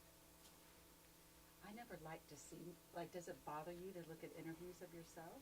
I try not to. I Yeah. never liked watching. I always thought I looked different, that I felt like I presented. Yeah. And so in my mind, what I thought I sounded like or talked. Recording in progress. Except for you need to find a new one, and that's the problem. I was just about to say, that is not good. Good morning. Is this Dr. Michelle? Looking for a card. Hello. How do you pronounce your last name? Najala. No, There are none. Najala. Okay. Najala. Thank you so much. I am a member of the production crew. I'm just going to get your your image up, and then I will keep you posted on timing. Okay. Baby formula, all that. So I texted him. I'm like, this is the weirdest 3 years. You should be able to see our on-air program. Do you see it? I do. Of course. Perfect. That is Jason and Faven. I know everybody has been in a funk. I mean, I'm trying to snap out of it, but it's hard. It's really hard. And I understand the way that everyone's feeling right now, you know. Even just going to get my coffee, the guy at 7-Eleven is just like in a funk. I mean, you know, and that's why that number, that resiliency center number, I mean, people really should take advantage of that. Yes, and, please. You know, talk about it if you have to. It helps. Talking about it certainly helps. But yeah, like you said, a lot of people waking up not just sad, but angry and frustrated. I know. Because you know what? I mean, on this morning show, we really take pride in making people laugh and be happy. And it's, but at some point, you just, you know, it just knocks you down, you know? So, and I know, Jonesy, you as a parent, Yeah. you know, and you know, you can go on and on. Today is a very difficult day for parents because I think parents, they want to be excited and you want to be celebrating the last day of school for the kiddos, but it's really hard to think about Some kids are graduating today. Yeah, and it's hard to think about that when you know some families, their children aren't coming home at the end of the day. You know. Hi, how do you pronounce your last name? Najala. More than anything, you know. Thank you. A little closer. Yeah. Obviously, this is really difficult for me. I know. And very difficult for our whole community, especially because of what we've been through with 1 October as well. So yeah, and it's just so frustrating. And I normally don't tweet about things like this because everybody does. I mean, we do this for a living, so I don't necessarily need to tweet it because we get to talk about it. But I did. That's how much it really affected me too. Yeah. But I guess on the flip side, if we could smile for a second about Addie. She is moving on. This is her last day of kindergarten, moving on to the big leagues. Exactly. Today is her last day of kindergarten, and Andrew sent me a little picture of her. And, you know, so proud of my girl. She made it through her first year of elementary school, and now we have a little first grader in the works. And hopefully parents, you know, they can smile a little bit today, seeing their kiddos go off to the last day of school, because we are tracking blue skies for you across our valley this morning. 80 degrees is where we're at currently, with wind speeds nice and light across our valley. As you take a live look across from our Black Mountain camera, you can see there's not a single cloud in our skyline as we prepare for a daytime high today of 99 degrees. We are heating things up with wind speeds into the 5 to 15 mile per hour range. Overnight tonight, 75 degrees. Mild night up ahead with wind speeds 5 to 15 and a daytime high tomorrow of 102. It's hot, it's windy, wind gusts into the 20 to 30 mile per hour range. Doctor, we're about 4 minutes out. Over the next couple of days, but that wind will be a sign of some cooler changes up ahead as we work our way into the weekend and through the Memorial Day holiday. We'll take a full look at that 7-day forecast and more in the next 15 minutes. But Ken, I know you've been tracking a fire. What's the latest? Yeah, I mean, the fire obviously is out. It's been out for probably a good 20 minutes or so. Now, for a while, though, it was causing some major delays here along Blue Diamond Road because they had so many lanes shut down as a fire was on the scene and we had state police on the scene. It was all about this. This vehicle, this utility truck of some sort, caught fire, and there it is a total loss, obviously. We saw flames shooting well into the air, maybe 15, 20 feet at one point before fire crews came on the scene. Now, they've obviously left the area. State police are still out there, but they're still blocking the right-hand lane, but not causing any major delays any longer, which is at least is one bit of good news for anybody that lives in the southwest side of the valley and normally uses Blue Diamond Road to head out to I-15. My picture here from FAST showing you that same general area, and delays have pretty much subsided significantly through this area, so it's starting to get a lot better down in the southwest. All right, let's take a look here and show you now 95. Look at 95. You can see all that nice dark pavement. That's some brand new asphalt that's been laid down over the last couple of weeks here up and down 95, which is why you've been having a lot of those overnight lane restrictions. Some work continuing on the southbound side between Las Vegas Boulevard heading over toward Eastern Avenue. We still have those delays northbound starting all the way back near Charleston Boulevard. All right, 8:32. Guys, back to you. Ken, thank you. Well, we continue to follow the developments in Uvalde, Texas, following Tuesday's massacre at an elementary school. Just 2 days before the end of the school year, 19 fourth graders and 2 teachers killed inside of a classroom. Police say the 18-year-old gunman walked into that fourth grade class and opened fire, and all the victims were in that same classroom. Robb Elementary only has 535 students. You know, Uvalde is a very small community, very tight-knit, so many of those families know each other. Not too many degrees of separation in Uvalde.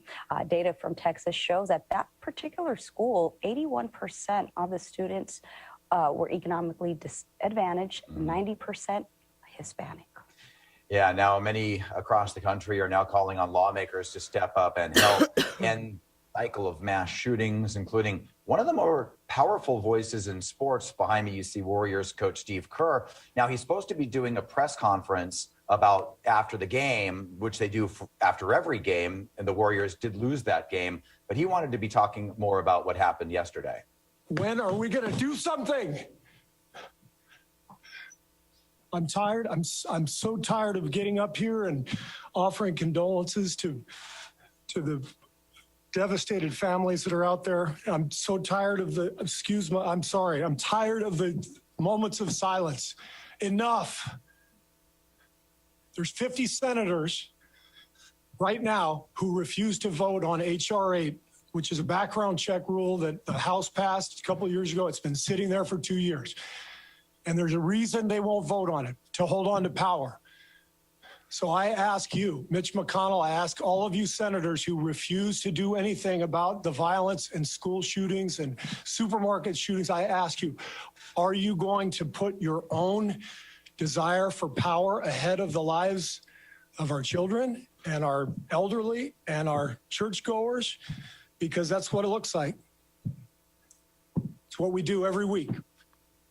Yeah, you know, I actually went to college with Steve Kerr at Arizona, and for those that don't know, his father was gunned down by terrorists. So And sometimes during sporting events, he was heckled because it was the worst thing ever. So he is one to speak on it. Warriors players were also moved by what Coach Kerr said. One player, Damian Lee, adding, "It's easier to get a gun right now than baby formula in the U.S." And again, a reminder that if you're having a hard time processing this news, help is available through the Vegas Strong Resiliency Center. You know, Kate, really. Hi, doctor. This is going a little bit longer because of the topic, but we are still here. We have a couple more stories to tell you. More information on their website. I mean, they know, you know, they have the background and education to speak to people, especially after 1 October, where we had our own tragedy. Well, today marks 2 years since George Floyd was killed by Minneapolis police. And later today, President Joe Biden is set to sign an executive order expanding on police reform. Here's a live look from the White House this morning. Now, included in that reform is mandating the Justice Department to create a new national database of police misconduct and banning federal law enforcement officers from using chokeholds. And it will also limit the use of no-knock warrants to just exceptional circumstances. Well, we're getting new details into the car crash that killed 2 people. Police say About a minute out. 100 miles per hour. We brought it to you as breaking news yesterday morning. It happened near Jones and Flamingo. Police say the driver hit a median, a curb, a power pole, and then flipped into a church parking lot. Well, some lawns in California office parks and on their college campuses and maybe even some neighborhoods will be brown this summer as the state is cutting back on water use amid the drought. See, California's We're about 20 out. has approved You'll be next, Jason and Fabian. mandatory restrictions in the future.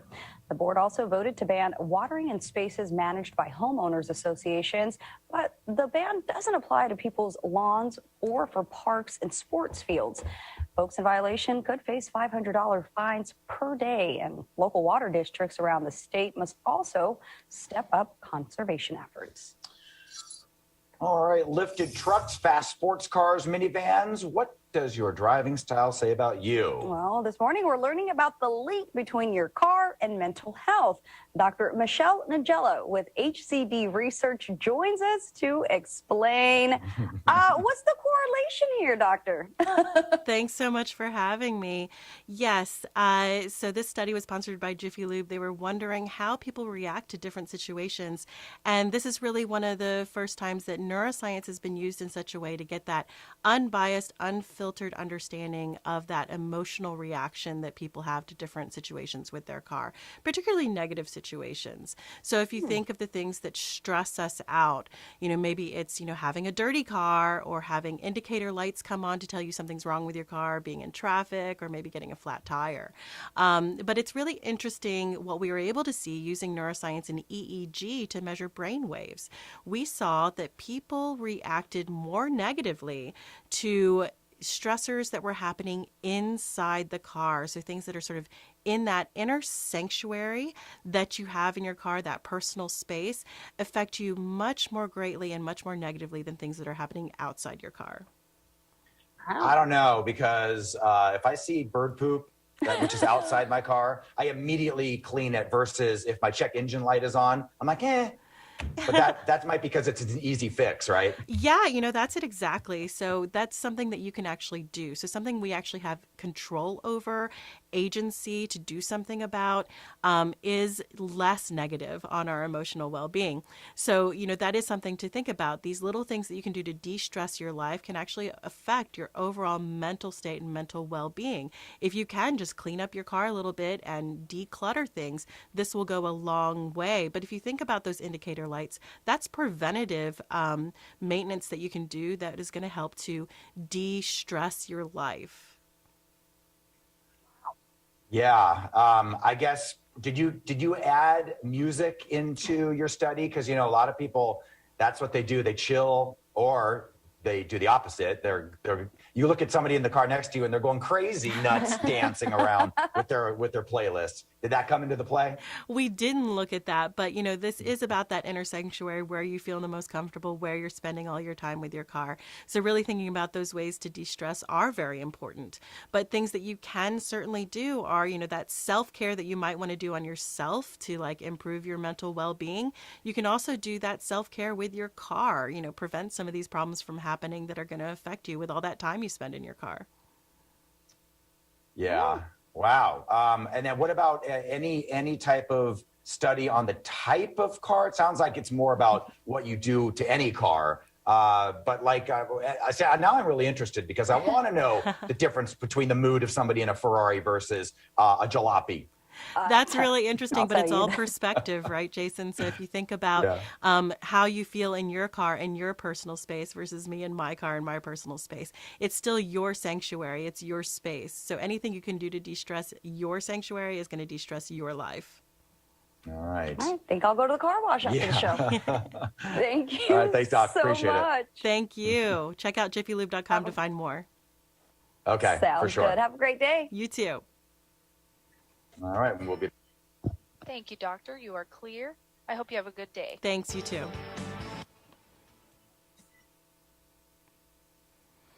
We are clear. Record.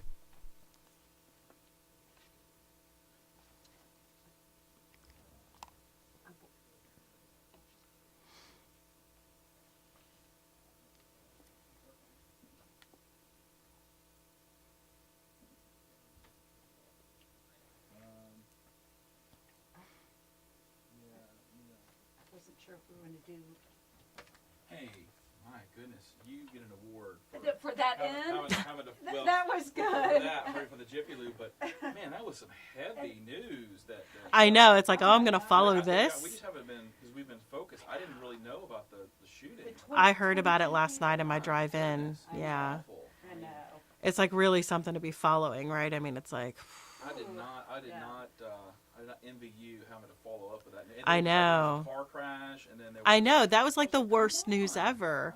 Car crash, fires, high winds. Yeah, 101 degrees or something. Yeah. You did a good job, and I like your at the very end. It was like Let me just throw this in here. Yeah. Yes, very good, very good. Because you have to. Yeah. You did it. We're gonna do a generic real quick. Okay. We're gonna shoot that, and then we may come back to Paducah. Okay. And then, if not, we'll have our final break, and then I think we have 3 more, and we are done. Yeah. Okay. Cool. So what I'll do is we'll just do. I'll do one where I kind of do an intro and ask you questions. Okay. And then we'll do something like a self-contained where you introduce yourself and you say, "Yeah, I'm here today to talk about." And okay. So I will. I'll in here and I'll be in your ear. Okay.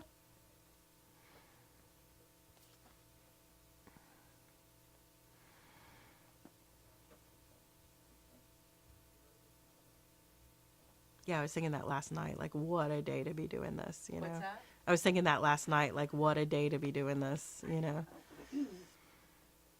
I remember I started a business on September 11th, Oh. 2001. Wow. In news, and I'm like, what news am I going to pitch that's not related to 9/11? Right. I mean, who's going to run anything that I'm Nothing. Gonna suggest? Yeah. Yeah. And I thought, oh my gosh, literally that's the day I started. Yeah. And I had a satellite truck at the time, so we just ended up doing all 9/11 stuff. Yeah. It's incredibly sad. My husband's college roommate died in one of the towers. Mm. So it was very personal to him too. Yeah. I had no friends from there. I'm from Tennessee, but he had a lot of friends up there. Yeah. But yeah, it's all about timing because sometimes when we do these things, there are massive stories that consume Right. the whole news cycle. Yeah. There's nothing really you can. No, I mean, Yeah, prepare how can you for. predict? It's Yeah. news, it evolves. But Yeah. you know what I've noticed about this is people really seem fascinated by it. I know. I mean, I generally, sometimes they fake it. Oh, thank you so Yeah, much. yeah. But you could hear their. They're definitely going beyond the. Okay, Michelle, are you ready to go? Oh, sure. Okay. Let's see. Okay, we're going to start off with the question and answer. Okay. We are rolling. Okay. A well cared for car, one free of damage, engine issues, and dirt, can be a sanctuary.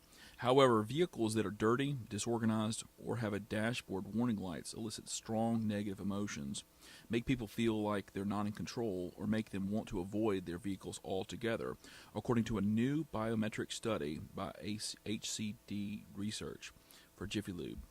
Joining us today with insights for the study about the connection between the condition of our car and our emotional well-being is behavioral neuroscience expert and VP of Research and Innovation at HCD Research, Dr. Michelle Nagella.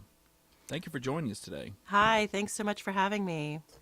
So, can you start off by just telling us how much does the condition of our car actually affect our emotional well-being as car owners?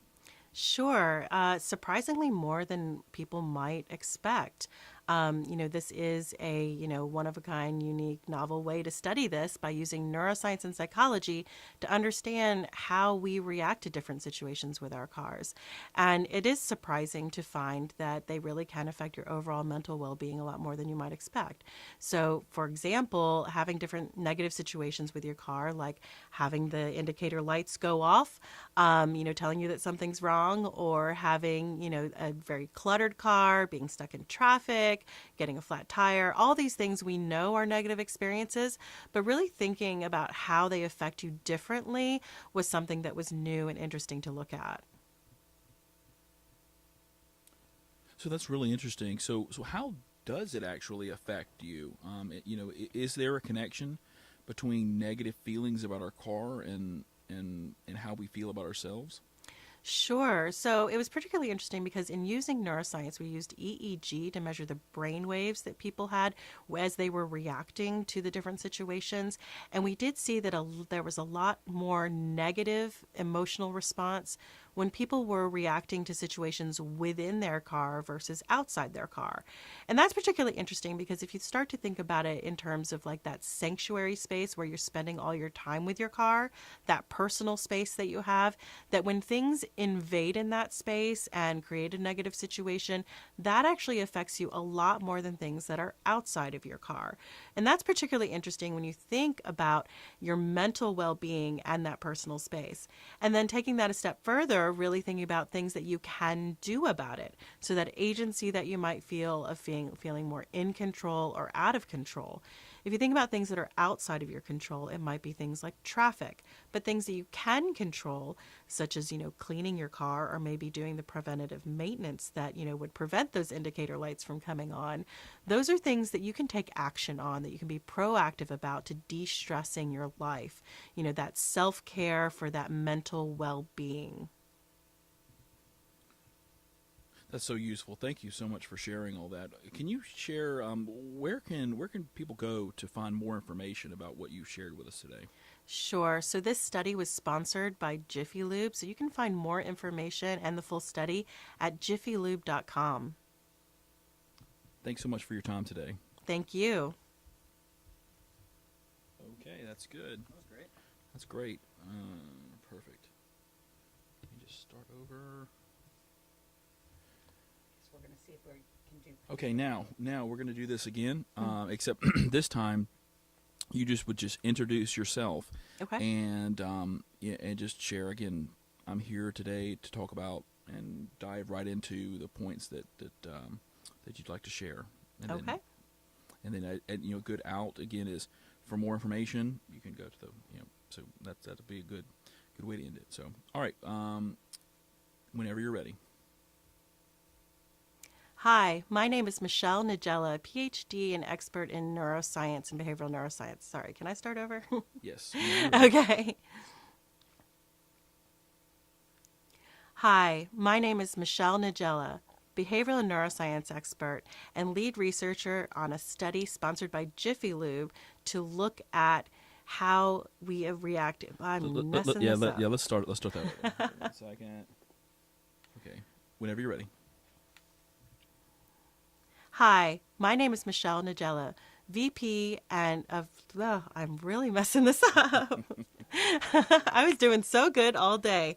All right, shake it out. All right. Hi, my name is Michelle Nagella, PhD behavioral neuroscientist and VP of Research and Innovation at HCD Research. And today I'm going to talk about a study sponsored by Jiffy Lube looking at emotional and neuroscientific reactions to different situations with our car. So it was really interesting. We used EEG to look at those unbiased, unfiltered emotional reactions that people have to different sorts of negative situations that happen with our car. When you think about how you interact with your car, where you spend a lot of your time, we found that there were differences on how people react mentally and emotionally to negative situations inside the car versus outside the car. So if you think about having the car indicator light going on your dashboard, showing you that something's wrong with your engine, or perhaps you have a cluttered car, these things that are happening to your inner sanctuary where you have your private space within your car affect you more negatively than things that happen outside your car. So things like being caught in heavy traffic or getting a flat tire. So it was really interesting and novel to be able to see that people were going to be affected more negatively by things in that inner sanctuary. In addition to that, we also found that when people felt more in control of their situation, that they were able to alleviate some of that stress. So really thinking about things that you could control, that you could take agency over. So for example, the fact that you could clean your car to de-stress yourself, that is something that you can actually proactively do to better your mental well-being. Now, additionally to that, you could also do preventative care, preventative maintenance on your car to help de-stress, again, that inner sanctuary of your car and not have those indicator lights go on. So it's really interesting to be able to look at different ways that we can, look at how we interact with our car and things that we can do as self-care to better our mental well-being. Now, if you'd like to know more about this research, please visit jiffylube.com to see the full study.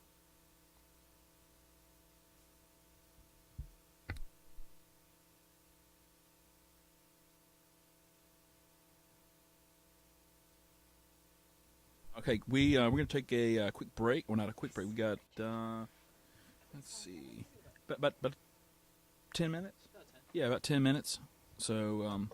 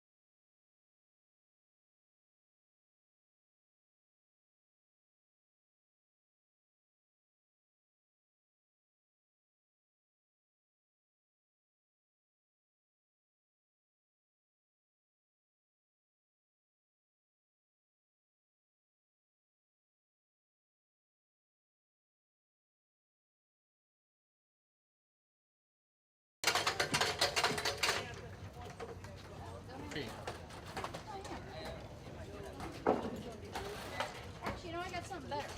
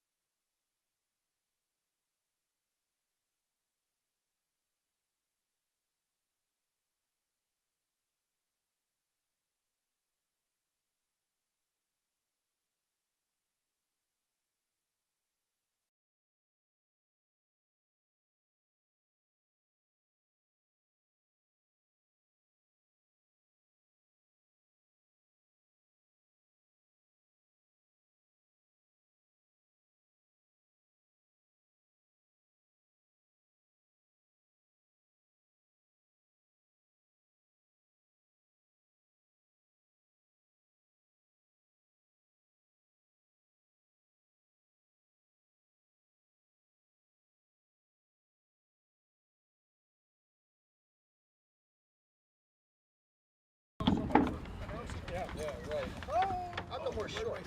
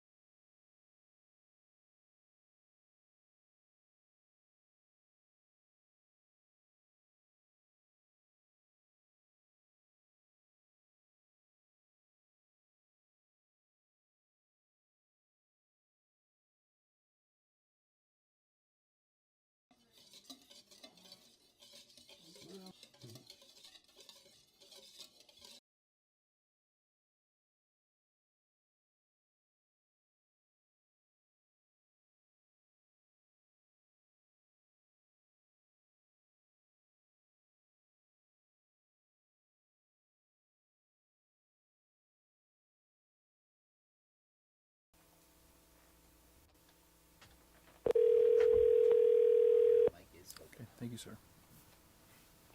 Hello? Hi, Alicia. We have Dr. Michelle Najilla on the line for you. So, like I said, we are recording that, so I'm going to hang up, and then next voice you hear will be hers. Okay, thank you. Great.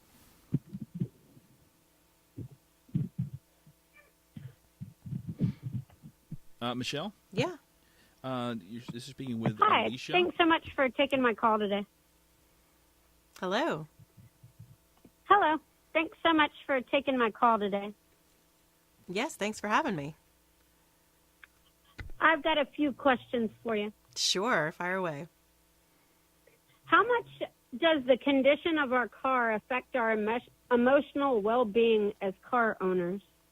A lot more than we would think. So this was a really novel study looking at the neuroscience and psychology of how different situations with our car really affect our mental well-being. And so we did find that it affects us maybe more than we would have thought. So, when we think about our cars, where we spend a lot of our time really, it really can stress us out. So these different sort of negative situations, like having a flat tire or being stuck in traffic or having a dirty, cluttered car or, getting an indicator light that shows that something's wrong with our car can really affect our mental well-being. Yeah, of cluttered cars. One thing I don't like to have. Absolutely. But, it's life. It's what happens. Yeah. Is there a connection between negative feelings about our car and avoiding repairing or cleaning our car? Yeah, absolutely. When we think about, that inner sanctuary of our car, where we have our private space, we really need it to be as stress-free as possible. But that can be challenging when we think about, just everyday life getting in the way. But any little bit of thing that we can do to sort of de-stress our life, even if it's in that space of our car, it can be really important to our overall mental well-being. So that little bit of self-care that you can do, preventative measures with your car to, maintain, the car itself or, just declutter it just that little bit can go a long way to de-stressing our lives. Are there any additional insights from the study? Yeah, well, it was a really interesting and novel study, really insightful on Jiffy Lube's part to sponsor this neuroscience research into exploring things that people maybe can't so easily report themselves, but be able to get that unfiltered, unbiased look using EEG and neuroscience to better understand that relationship we have with our cars. And so it's very interesting that, for one, things that happen inside that sanctuary, inside the car, can be a lot more stressful and a lot more negative for us than things that happen outside the car. And then there's the difference between things that we can control and things that we can't control. So being able to control things like cleaning up our car versus something we can't control, like heavy traffic, can certainly affect our well-being. Very good point. And this one is going to be my last question. Sure. What do the findings of this study mean for our emotional health and well-being? I think what it really tells us is that there's something that we can actually do. We do have agency to do something about our self-care that is overall going to affect our mental well-being. So if we can do those little things like, organizing our car or decluttering it, cleaning it up a little bit, or maybe even doing the preventative care, the preventative maintenance on our car so those indicator lights don't go off and really intrude into our personal space, that's going to go a long way into creating a better mental state for people. Very true. Thank you so much for answering my questions today. Sure, and if you have any other questions or if anybody's interested in more information, you can check out the full study at jiffylube.com. Okay, thank you so much. Thank you. Have a good day. You too. Bye. Bye. And we are clear. Cool. So the next interview is not till 12:20, so.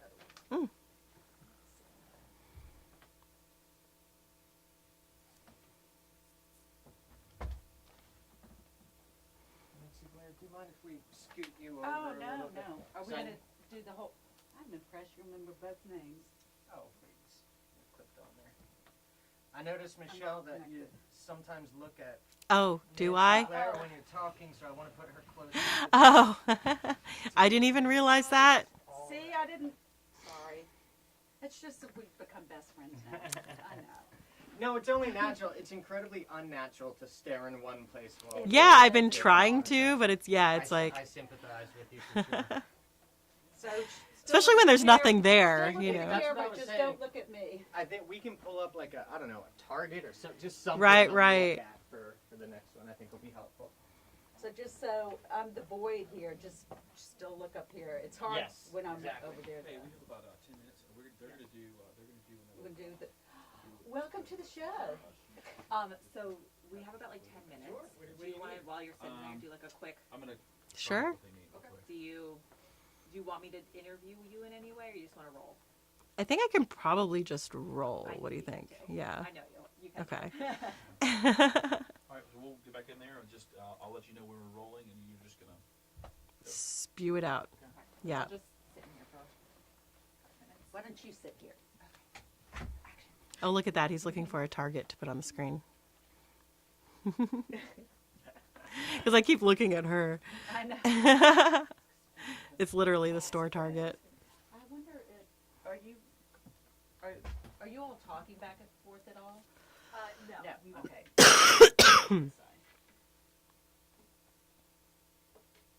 Okay, Michelle, are you all set to go? I think so. Okay, I'm gonna turn off the mic, and you can just whenever you're ready. Okay.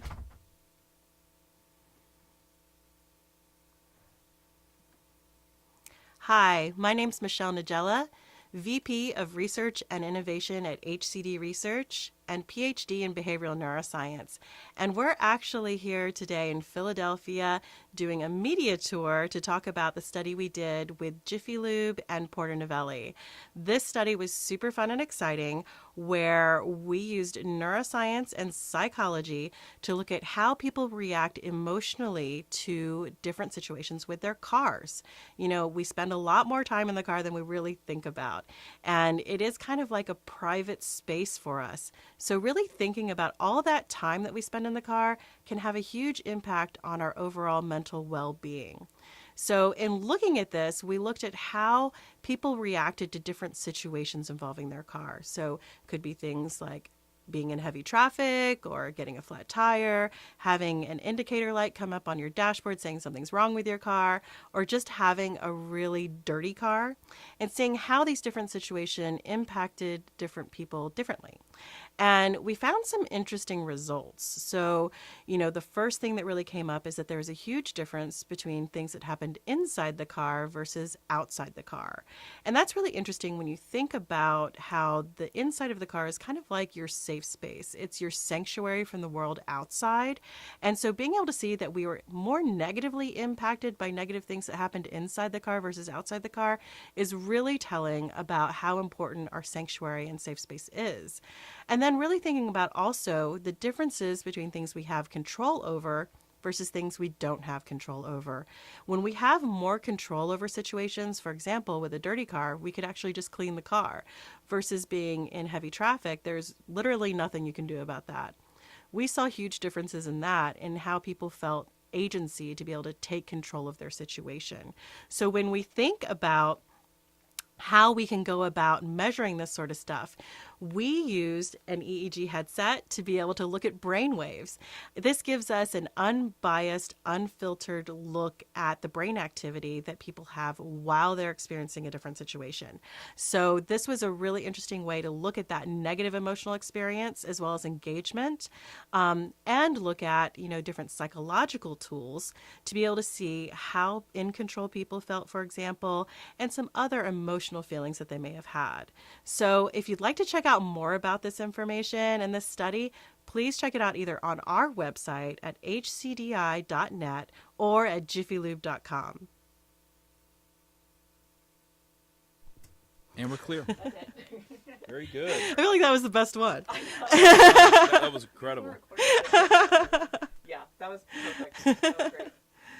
We'll have that up, and then we'll make sure that we link the Jiffy Lube study, obviously, to our site too. Right. I said that, so we probably should. Awesome. You got what you like? Yep. I think so. I knew You it. think she's a pro, right? Yeah. We're very good at just Flying by the seat of our pants. Yeah. That's a talent that we have.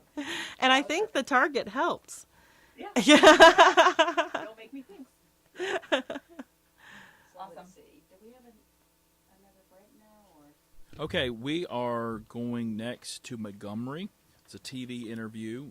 A lot of it are southern states. What's that? You're going to be Southern speaking states. with Jasmine for 4 to 5 minutes. Did you just say bless your heart? No, I said they love their cars. Oh, I thought you said bless your heart. No. And I think Although we're that would be probably appropriate, too. Although I was driving. probably about 4 or 5 minutes away. Okay.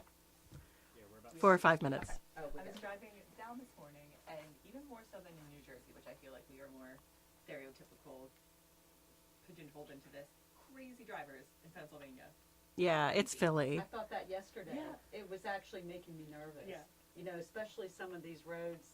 What is the name of this area we're in? This is Manayunk. Yeah, some of those. Oh, it's super curvy steep. roads. Yeah. It's kind of scary, especially when you're parking and it's like. But, Atlanta is its own beast. Like, I call it, it's like unconscious driving. It's like telepathic driving because nobody's using indicators. They just sort of 6 lanes of traffic and they just kind of glide across it and you expect them to cut you off. So that's why I feel like it's telepathic driving because you know that they're going to cut you off, but you're okay with it. Like everybody just sort of. Oh yeah, you have this whole different personality. Like if you drive in New York City. Oh yeah, as soon as yeah. you cross into New York City, you're like, all right. Aggressive. You got to gun it. Yeah. But then Atlanta is where I learned how to parallel park going 35 miles an hour. It's like I saw a space downtown. Hurry. Yeah. Although my daughter says parking down in Philly is pretty bad. Like she came to visit me at the hotel last night and took an Uber because Yeah. she was worried about. She said I sometimes spend an hour trying to find a parking spot. Or you. It's been more challenging lately because they changed a lot of the parking, I think. It used to be easier to find street parking, but I think they converted it to a lot of bike lanes and a lot of outdoor dining. So they lost a lot of parking. All those little extensions into the Yeah, street, I guess yeah. during COVID. Yeah. That's how So they they also did it every summer so for that Center wasn't City just a Sips. COVID thing. Yeah. So even before that, they did Center City Sips, which often was outside. Yeah.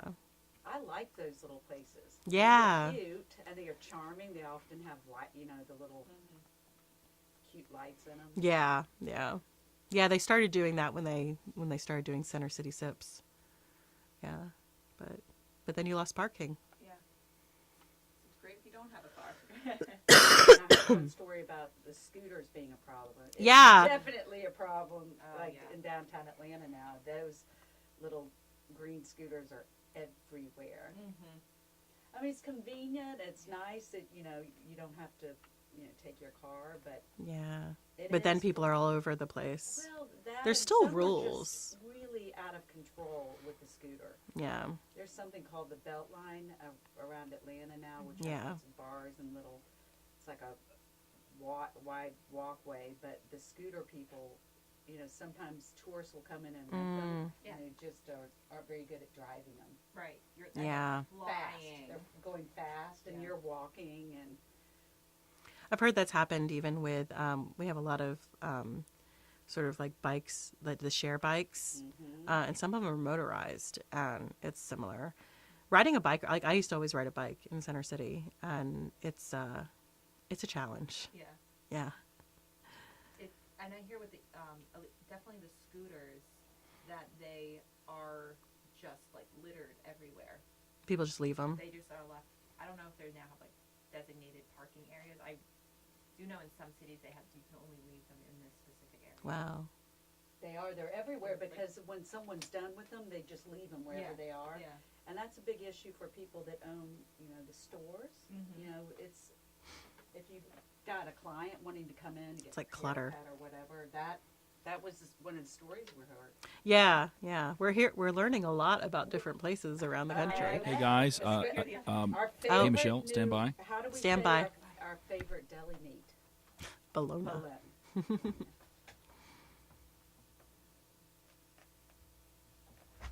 For West Alabama later this afternoon and evening. So that's where we'll be watching for additional rainfall, additional storms as we head throughout the day. I do think that covers. Hello, how are you doing? Hello. And we get a little bit of a lull as we head throughout the early evening. So we are in our weather segment right now, and we're about to go to a 2-minute break, and we'll come to you, okay? This is the west as that cold front's actually approaching our area. So we'll definitely monitor that. But throughout the overnight, I do think we could see a couple of storms as well. We're going to be watching that moving through the area as we head through Thursday morning. Thankfully, though, we get on out of here pretty quickly with those showers and storms because as we inch closer to Friday, I think we are much, much drier. We're also a little bit cooler, too. Highs just barely above 80 degrees, Jasmine. Warming through the 80s as we head through the weekend, but I think even as we get a little bit warmer by Memorial Day on Monday, pushing 90, we'll have lower humidity, so it'll be really nice to be outdoors. Stay with us. We have more Alabama Live coming up right after this break.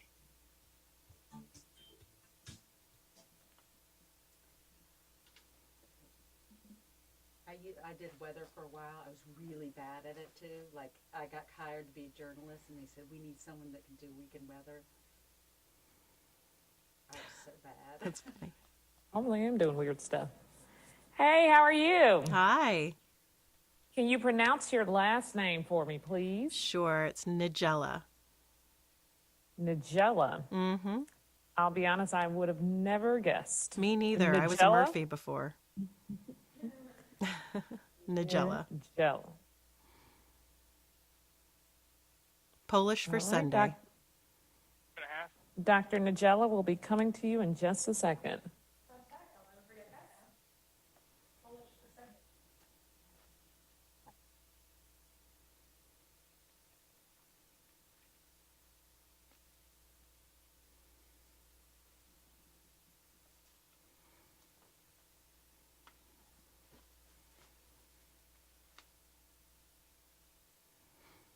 One minute.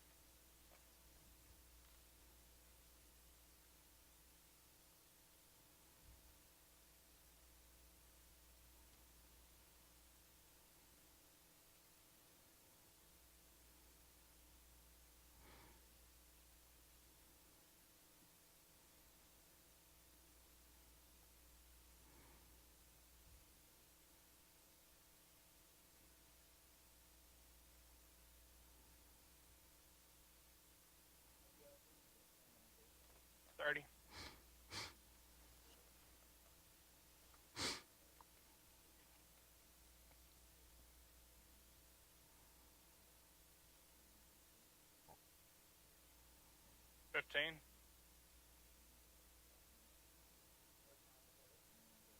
10, 9, 8, Okay, bye. 6, 5, 4, 3, 2, 1. Got it. Car is good for the environment, yourself, drivers, and even your mental state. Joining us now via Zoom is behavioral neuroscience expert Dr. Michelle Nigella. Thank you so much for joining us here on Alabama Live. Thanks so much for having me. So I think we all know how stressful it can be when you have car issues, but how much does the condition of your car actually affect your emotional well-being? Well, we were able to look at this with a study sponsored by Jiffy Lube to use neuroscience and psychology to better understand that reaction that people have emotionally and mentally with different situations with our car. Is there a connection between negative feelings about our car and avoiding getting it repaired or cleaning it? Yeah, absolutely. So it was very interesting when we looked at people's reactions to different types of negative situations. We saw much more of a negative effect when people were encountering situations inside the car versus outside the car. So it seemed to be that when there were negative situations that sort of invaded that personal space, that sanctuary of the car, that really affected people's mental well-being. They had experienced more stress. They reported feeling worse, and the EEG that we used to measure their brain activity showed much more negative emotional reaction. What other insights do you think people should take away from the study? Well, another thing that we found outside of the difference between that sanctuary versus the outside world was also in the agency that people have. So being more in control versus not having any control. So being able to control something like, cleaning your car, decluttering it, versus something you can't control like heavy traffic, right? So it was much better to be able to do preventative care like decluttering your car or maybe doing that preventative maintenance. That could really have a huge impact on your mental well-being to de-stress your life. So clean our cars and we can live a more stress-free life. Exactly. Self-care, right? What do these findings mean for our overall mental health? I think it means that there is importance in taking the time out to do some preventative self-care that can really, de-stress our lives and, bring us that well-being that can really help us out with other situations in our life. So if we can make things a little less stressful inside of our car, it'll probably help you out with the rest of your day too. Where can people learn more and find the study? Well, you can certainly check it out at jiffylube.com where they had sponsored the study. You can see the full report. Dr. Nigella, thank you for all of that information, and thank you for joining us here on Alabama Live. I'm sure a lot of folks at home may go home and you can't wash your car because our weather people made it rain a lot here, but you can probably clean out your car today. Yeah, well, thank you so much, and we do have the holiday weekend coming up, so, think about that if you're driving. All right. Thank you so much for joining us here on Alabama Live. And still to come this morning on Alabama. Thank you so much. We appreciate it. Thank you. For our Pet Vet segment. She's here to answer all your questions about your furry friends. You can call the number on your screen. It's 3. Okay, we're clear. We are going to our last interview, and you're going to be speaking with Makiba. This is Faith, Health, and Home, and she's going to want to speak to you for about 10 minutes. Okay. So just bear with us while we dial in.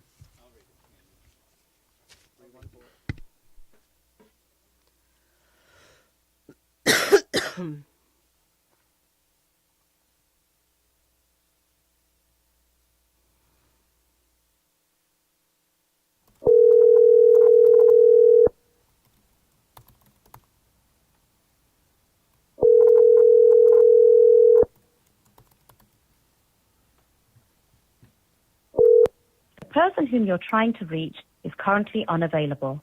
Please leave a message after the beep.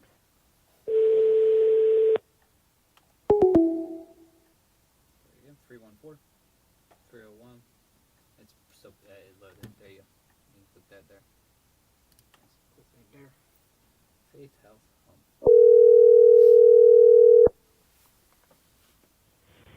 Hello? Oh, hey, this is Cal Michael for your interview with Dr. Nigella, Michelle Nigella. Are you all set to go? We are all set. Okay, perfect. Well, I'm going to mute my mic, and you can start whenever you're ready.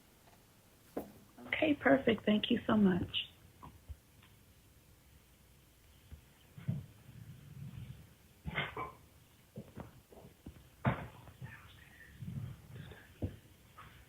Hello. Hello. Hello. Hi, good morning. Good morning to you. Thank you so much for joining me today. We're going to begin your interview in 3, 2, 1. A well cared for car, one free of damage, engine issues, and dirt can be a sanctuary. However, vehicles that are dirty, disorganized, or have dashboard warning lights elicit strong negative emotions, making people feel like they're not in control or make them want to avoid their vehicles altogether, according to a new biometric study by HCD Research for Jiffy Lube. Joining me today with some insights from the study about the connection between the conditions of our cars and our emotional health and well-being is behavior neuroscientist expert and VP of Research and Innovation at HCD Research, Dr. Michelle Neodeza. Thank you for joining me today. Thank you so much for having me. Now, tell us first, how much does the condition of our car affect our emotional health and well-being as car owners? Surprisingly more than we would have expected. So in this novel research sponsored by Jiffy Lube, we were able to use neuroscience and psychology to look at exactly how people respond in an unfiltered, unbiased way to different situations that they might have with their car. And we found that, people do respond very negatively when they're encountering, different negative situations, which makes sense. But what was really interesting and unique about this study is that we saw a huge difference between things that happen in that inner sanctuary inside the car versus outside the car.